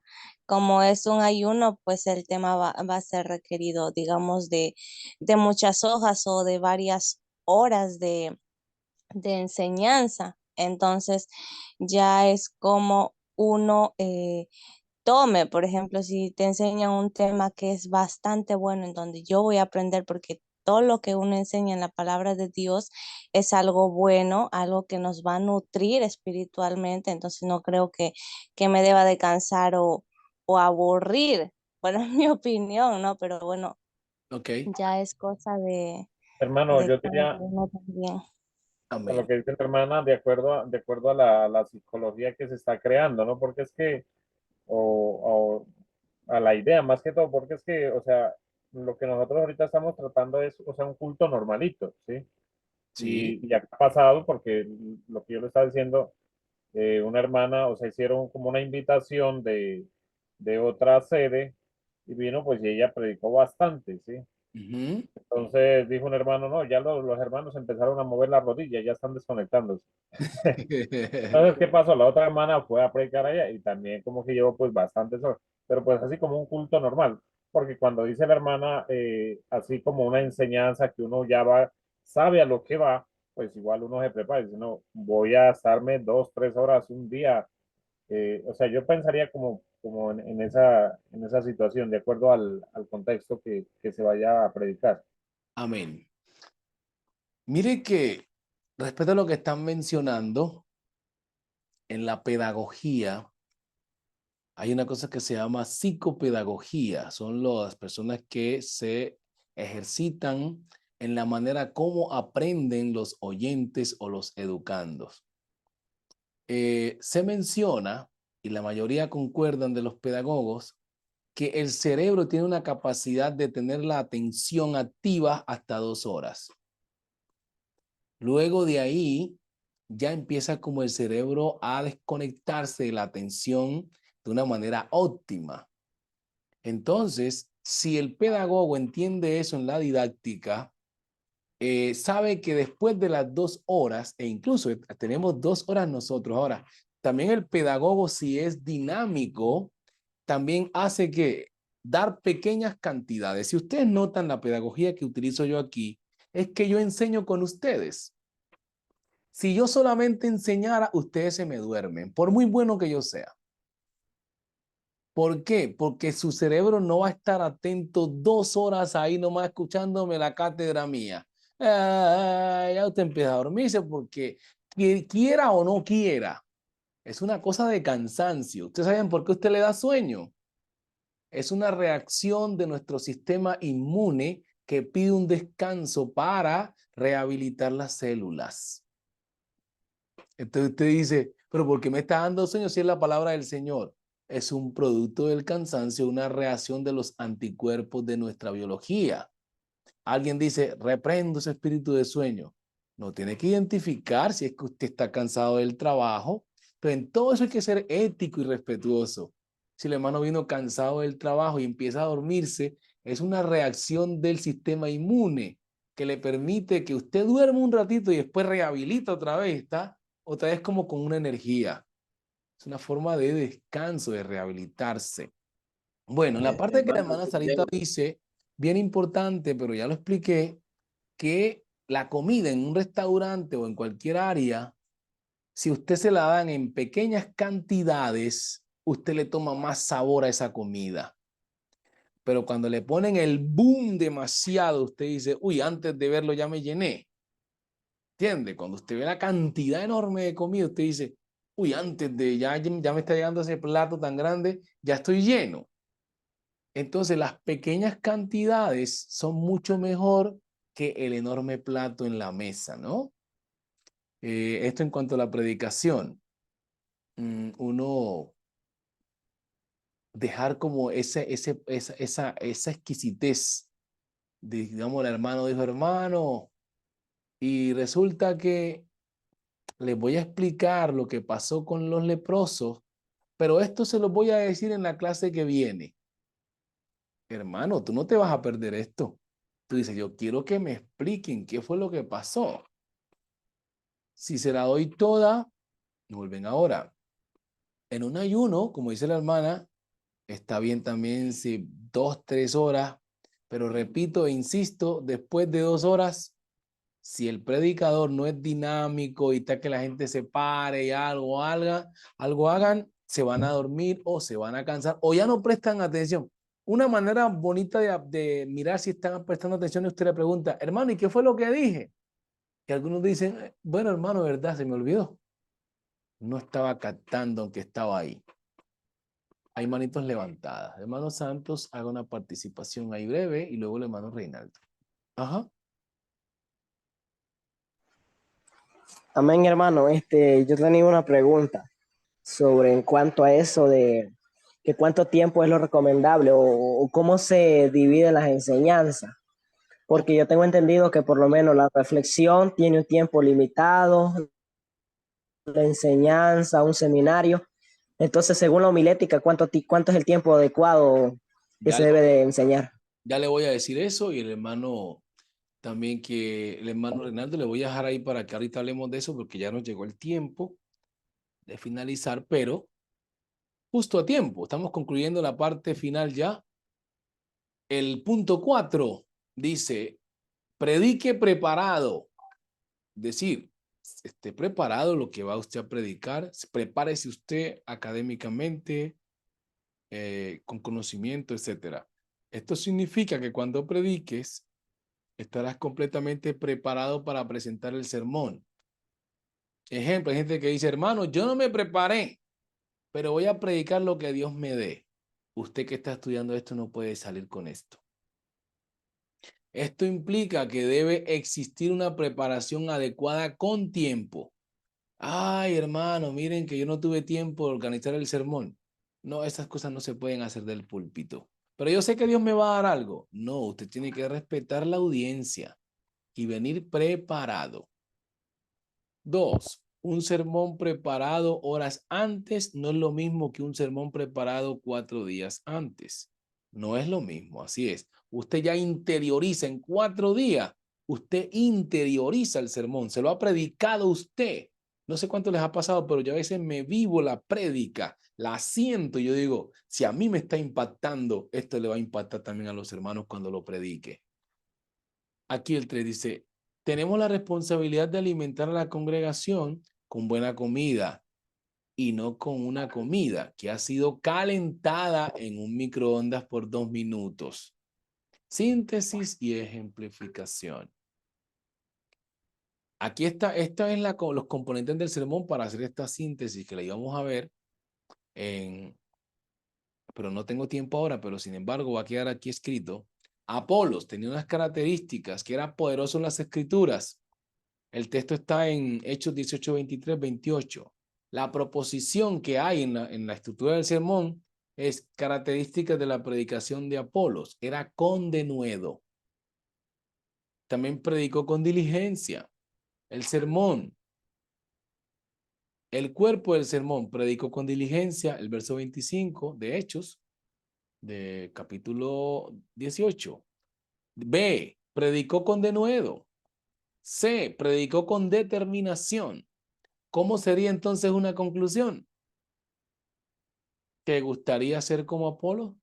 El tema aquí está, el texto está en 2 Timoteo 2:15. Procura con diligencia presentarte a Dios aprobado, como obrero que no tiene que avergonzarse, que usa bien la palabra de verdad. Ahora le voy a permitir la pregunta, hermano, la pregunta que hizo. Hermanos Santos, ¿cuánto tiempo? Vamos al hermano Reinaldo, su aporte o pregunta. Adelante. Una pregunta, hermano Maximiliano, muy concreto. ¿Existe alguna diferencia entre una predicación y una enseñanza? Desde luego que sí. Desde luego que sí. Sí, señor. Una predicación es distinta a una enseñanza y ahí voy a unir las dos respuestas en una.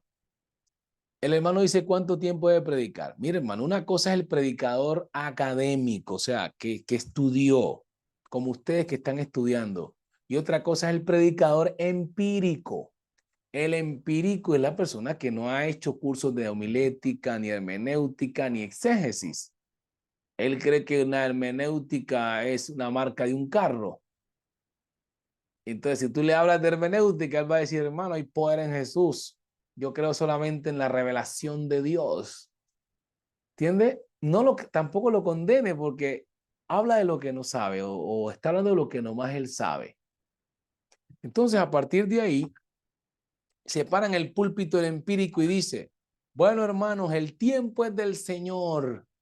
Así que yo tengo mi mensaje y lo voy a predicar hasta el final. Resulta que el culto, el pastor lo diseña que comience a las 6:30 y termine a las 8. Hora y media es la liturgia. Hora y media. Pero el que estaba dirigiendo el servicio le entrega al hermano a las 8:15. Pero el culto va a terminar a las 8:30. Bueno, el hermano dice, bueno, hermano, me dieron media hora para predicar. Y le han entregado a las 8:15. él a propósito termina a las 8:45. Si este predicador fuera ético, tomaría esos 15 minutos e hiciera un resumen de la prédica y le pone fuego. No es más. Póngale fuego a esos 15 minutos, que si usted le pone 15 minutos de fuego y los otros 15 minutos no hay fuego, digamos que dañó la prédica, la dañó. Hay hermanos que dicen, si el hermano fuera terminado como empezó, esa prédica había sido poderosa. Entonces, esos 15 minutos le sirven para que, dice en la primera lección que vimos, si predicas corto, los hermanos te van a amar. Si predicas corto, los hermanos te van a amar. Si predicas corto y claro, te van a recordar. Si predicas muy largo, no te quieren volver a ver. ¿Sí lo ve? No, va a predicar fulano de tal. Ay, Señor, esta noche, esto va para largo, dicen los hermanos, esto va para largo. ¿Ah? Hay hermanos colombianos, me tocó yo, como soy de Colombia, hablo mucho de Colombia. Hay hermanos de Colombia que eran tan atrevidos que al predicador cuando ya pasaba de la 1:15 y decía, hermano, y me faltan 2 puntos. Había hermanos que hacían y que, Señor, ¿entiende? Eso es triste que la gente del auditorio haga eso. Y faltan 2 puntos más. Y hay predicadores que toman a Abraham o a Jacob y le cuentan la historia completa en su prédica. ¿Han escuchado a esos predicadores? Y después dice, hermano, y voy a hablar un poquito de Moisés. Ay, no, dice, Dios mío, todavía es Moisés. Entonces, este predicador puede ser que sea empírico y entonces no sabe cómo concluir y está buscando personajes famosos de la Biblia para que su sermón sea bonito, pero al mismo tiempo está cansando la auditorio. Entonces, recomendación. Si eres un líder de los jóvenes y va a predicar un sermón, predica 20 minutos. Si es un líder de los jóvenes. Siempre aprendí de mi pastor que me decía, si tú eres líder, predica de motivación, predica de consagración y déjale la enseñanza al pastor. Porque si el pastor enseña y se equivoca, lo perdonan más fácil, porque es el pastor. Pero si tú como líder enseñas y enseñaste algo que no era, dejaste un problema para el pastor en la congregación, que lo tiene que resolver en otra predicación o enseñanza, y quizá usted se va a sentir mal porque el pastor tiene que corregir eso, para que la gente no se quede con eso en la cabeza. Entonces mi recomendación es, si usted es líder, predique su sermón de 20 minutos, 15. No enseñe, o sea, yo recomiendo no enseñe, porque eso es lo que aprendí.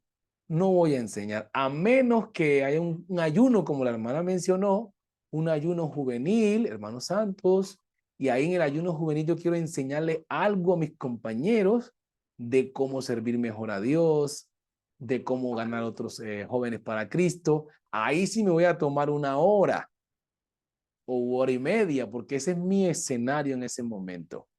De otro modo, en el culto no. 20, máximo, media hora. Eso para los líderes. El pastor, ya el pastor si es el pastor y la congregación ama a su pastor y si es un buen predicador, hasta su hora, 15 minutos lo escuchan si la enseñanza es súper buena. Ya es el pastor, es otra cosa. El hermano Reinaldo me mencionó algo que creo que me escapó, no lo expliqué bien. Hermano Reinaldo, ¿qué es lo que usted me dijo? La diferencia entre la predicación y la enseñanza. Correcto, ok, sí.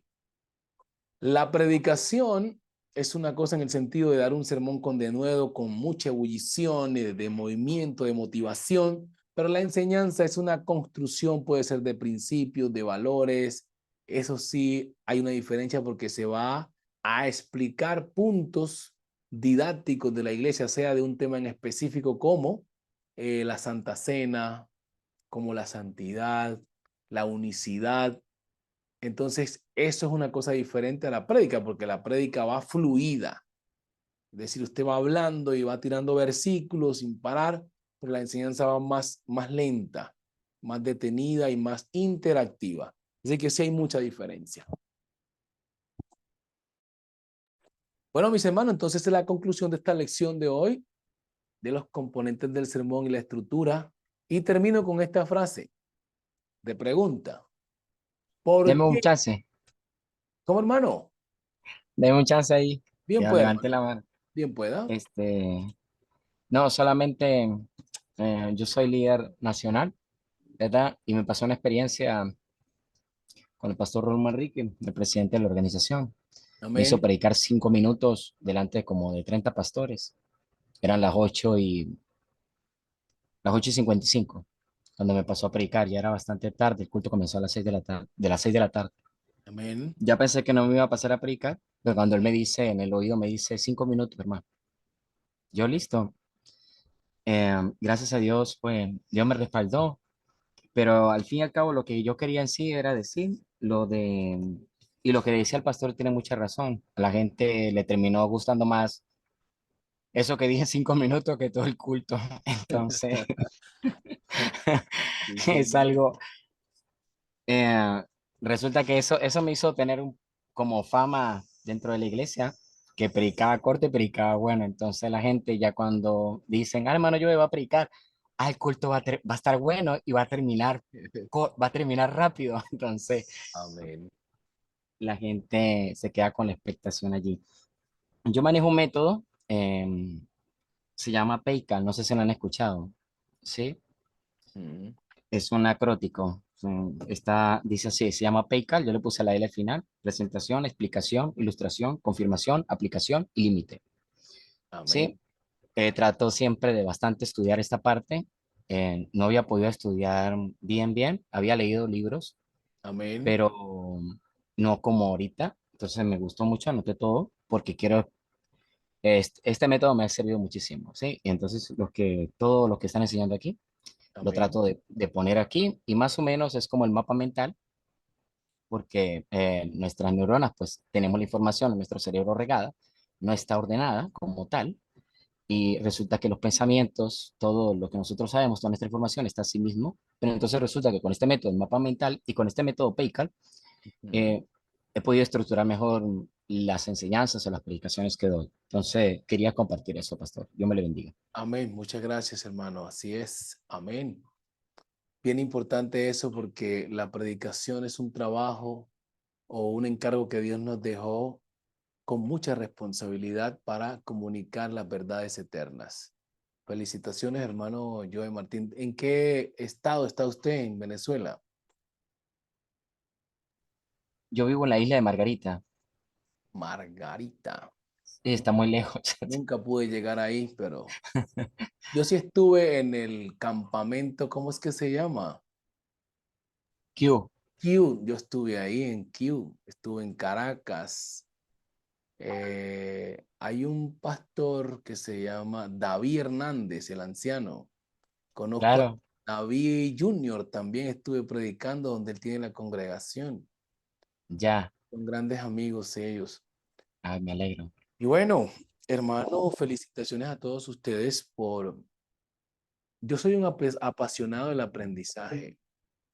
Yo le invito a que interiorice la palabra, comuníquela con los demás, sea respetuoso y ético. Yo no recuerdo haber peleado con ninguna persona de otra denominación o credo. Siempre escucho a las personas, mira gente que me dice, hermano, ¿y usted por qué están tranquilo? Así me digan que creen en el diablo. Yo no me escandalizo, sino que le digo, explique por qué usted cree en el diablo. Y ahí empezamos a interactuar. Hay gente que se escandaliza, hay poder en Jesús y saca un poco de demonio en ese momentito. Entonces la gente nos ve como fanáticos. Si es una persona que es estudiada, académica, te ve como fanático. No me gusta con esos evangélicos porque son bien fanáticos, pero son algunos, no todos. Entonces debe haber la diferencia en esa persona que se está educando con el que no. Entonces Pablo le aconseja eso a Timoteo, que use bien la palabra de verdad. Quería dejarles al final, perdón, una pregunta del texto que vamos a trabajar en la próxima clase, y aunque vamos a ampliar más en la homilética, es ¿por qué el Señor le dijo a los leprosos, vayan y muéstrense al sacerdote? O sea, ¿por qué no los sana inmediatamente, sino que los envía allí? Preguntémosle al hermano Daniel, rapidito.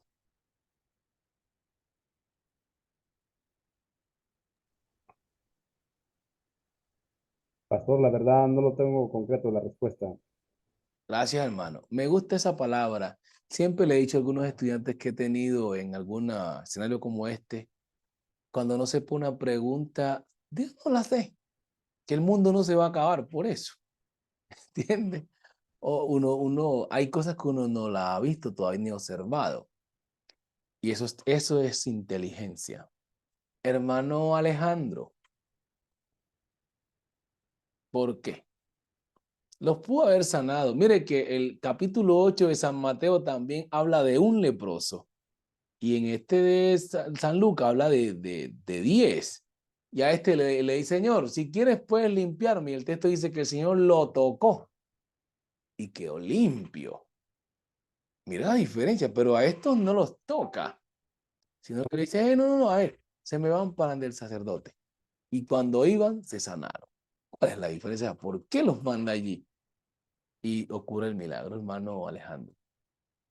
Amén. Bueno, tengo por entendido que en los tiempos de Jesús, en esos tiempos, pues los leprosos lo tenían fuera como una parte apartado. Sí, señor. Y entonces probablemente a ellos, como ya sabían que estaban apartados y Jesús hizo un milagro, pues Jesús le dijo, vayan y muéstrense al sacerdote para que los sacerdotes captar la atención de que es el Mesías, ya estaba ahí. Amén. Hay un conocimiento intuitivo ahí que casi llegaba, ¿no? Ese es un conocimiento intuitivo que casi llega a la exégesis correcta. Vamos a preguntar al último, a nuestro hermano Carlos, a ver si ha leído el librito de cultura judía. De ahí puede llegar. Esa parte de ahí no he leído, Ajá. pero a mí me Ajá. parece que el Señor Jesús quiso probar su fe. Amén.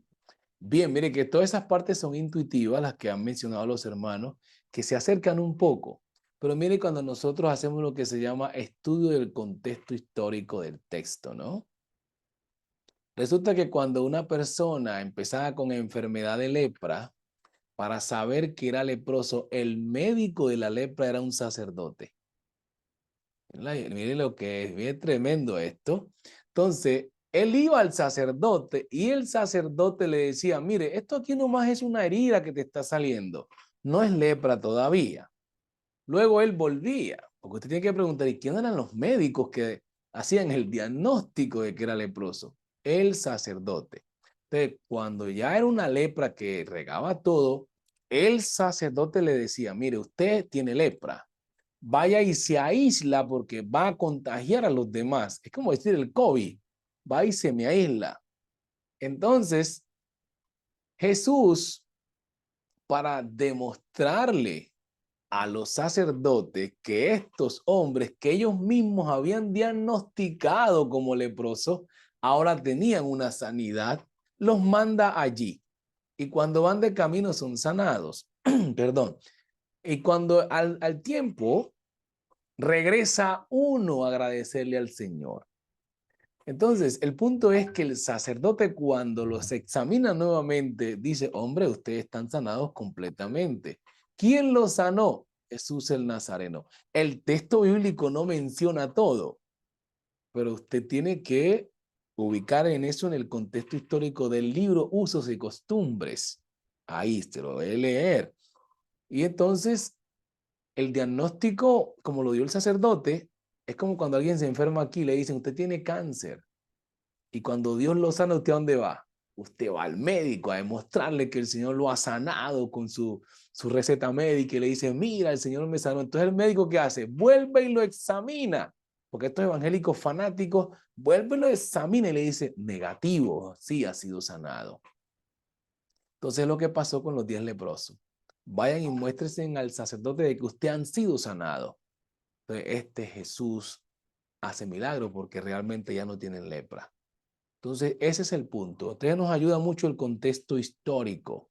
Cuando leemos el contexto histórico, vamos a la pregunta exegética.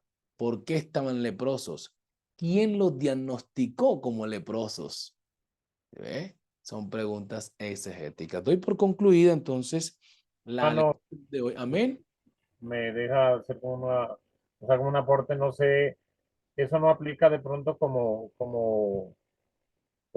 para el pueblo de Israel, o sea, lo que estaba sucediendo, que muchos no creyeron en él, o sea, porque, o sea, él vino al pueblo de Israel, sí, pero no todos creyeron. Entonces, o sea, me parece a mí también, como analizando lo que usted está diciendo, que, o sea, a ver, los que, por lo menos el que regresó, se podría decir que es de los de los que creyeron en él, sí, más el resto no creyó, o sea, y por eso se fueron. Amén. Bueno, ahí es mucha connotación, ¿no? Mucha connotación, lo que te está diciendo es verdad. Ahí denota a alguien que es desagradecido, porque el Señor dice, ¿dónde están los 9? Entonces, hay gente que solamente busca de Jesús los milagros. Ese es un punto aplicativo. Solo buscaban a Jesús por la sanidad, pero como usted dice, no creían que Él fuera el Mesías. Entonces, cuando hay la sanidad de los leprosos también, porque la mayoría que no creía en Jesús estaba allá en la mesa de lo que es los escribas y fariseos.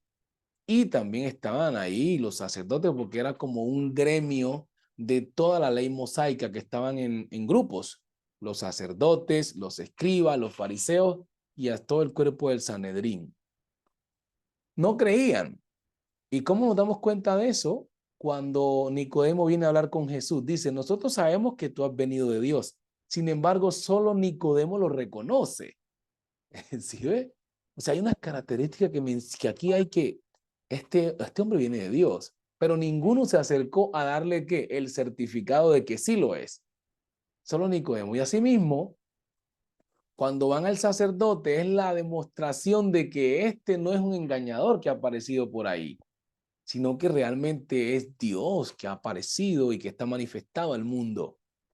Pero no vemos a ningún sacerdote reconociéndolo, ni los mismos 9 que fueron, como usted lo dice, solo uno. Y hay algo como que dice el texto, y este que vino parece que era samaritano. O sea, hay una clase que se puede dar de lo que eran judíos y samaritanos, por qué no se llevaban entre sí y cómo le tenían un desprecio a los samaritanos. Pero el Señor Jesús siempre ponía ejemplo de los samaritanos como con mejor actitud que los mismos judíos. Pero eso se lo voy a dejar ahí para en un momento dado lo vamos a discutir. Amén. Ustedes no quieren que se acabe esta clase, hombre. hermano Carlos, tome la batuta porque no nos quedamos aquí hasta las 10. Bueno, mi hermano, vamos ahora para ser despedidos. Gracias, Señor Jesús, te damos en este momento por todas esas bendiciones y ese conocimiento que nos ha transmitido a través de nuestro hermano Maximiliano. Te damos gracias por todo, Señor, y protege a todos nuestros hermanos y danos un buen descanso. En el nombre de Jesús te lo damos, te lo pedimos todos. Amén. Bendiciones para todos, que tengan feliz noche. Amén, amén. Amén, amén. Dios les guarde. Dios los bendiga a todos. Amén. Amén. Amén.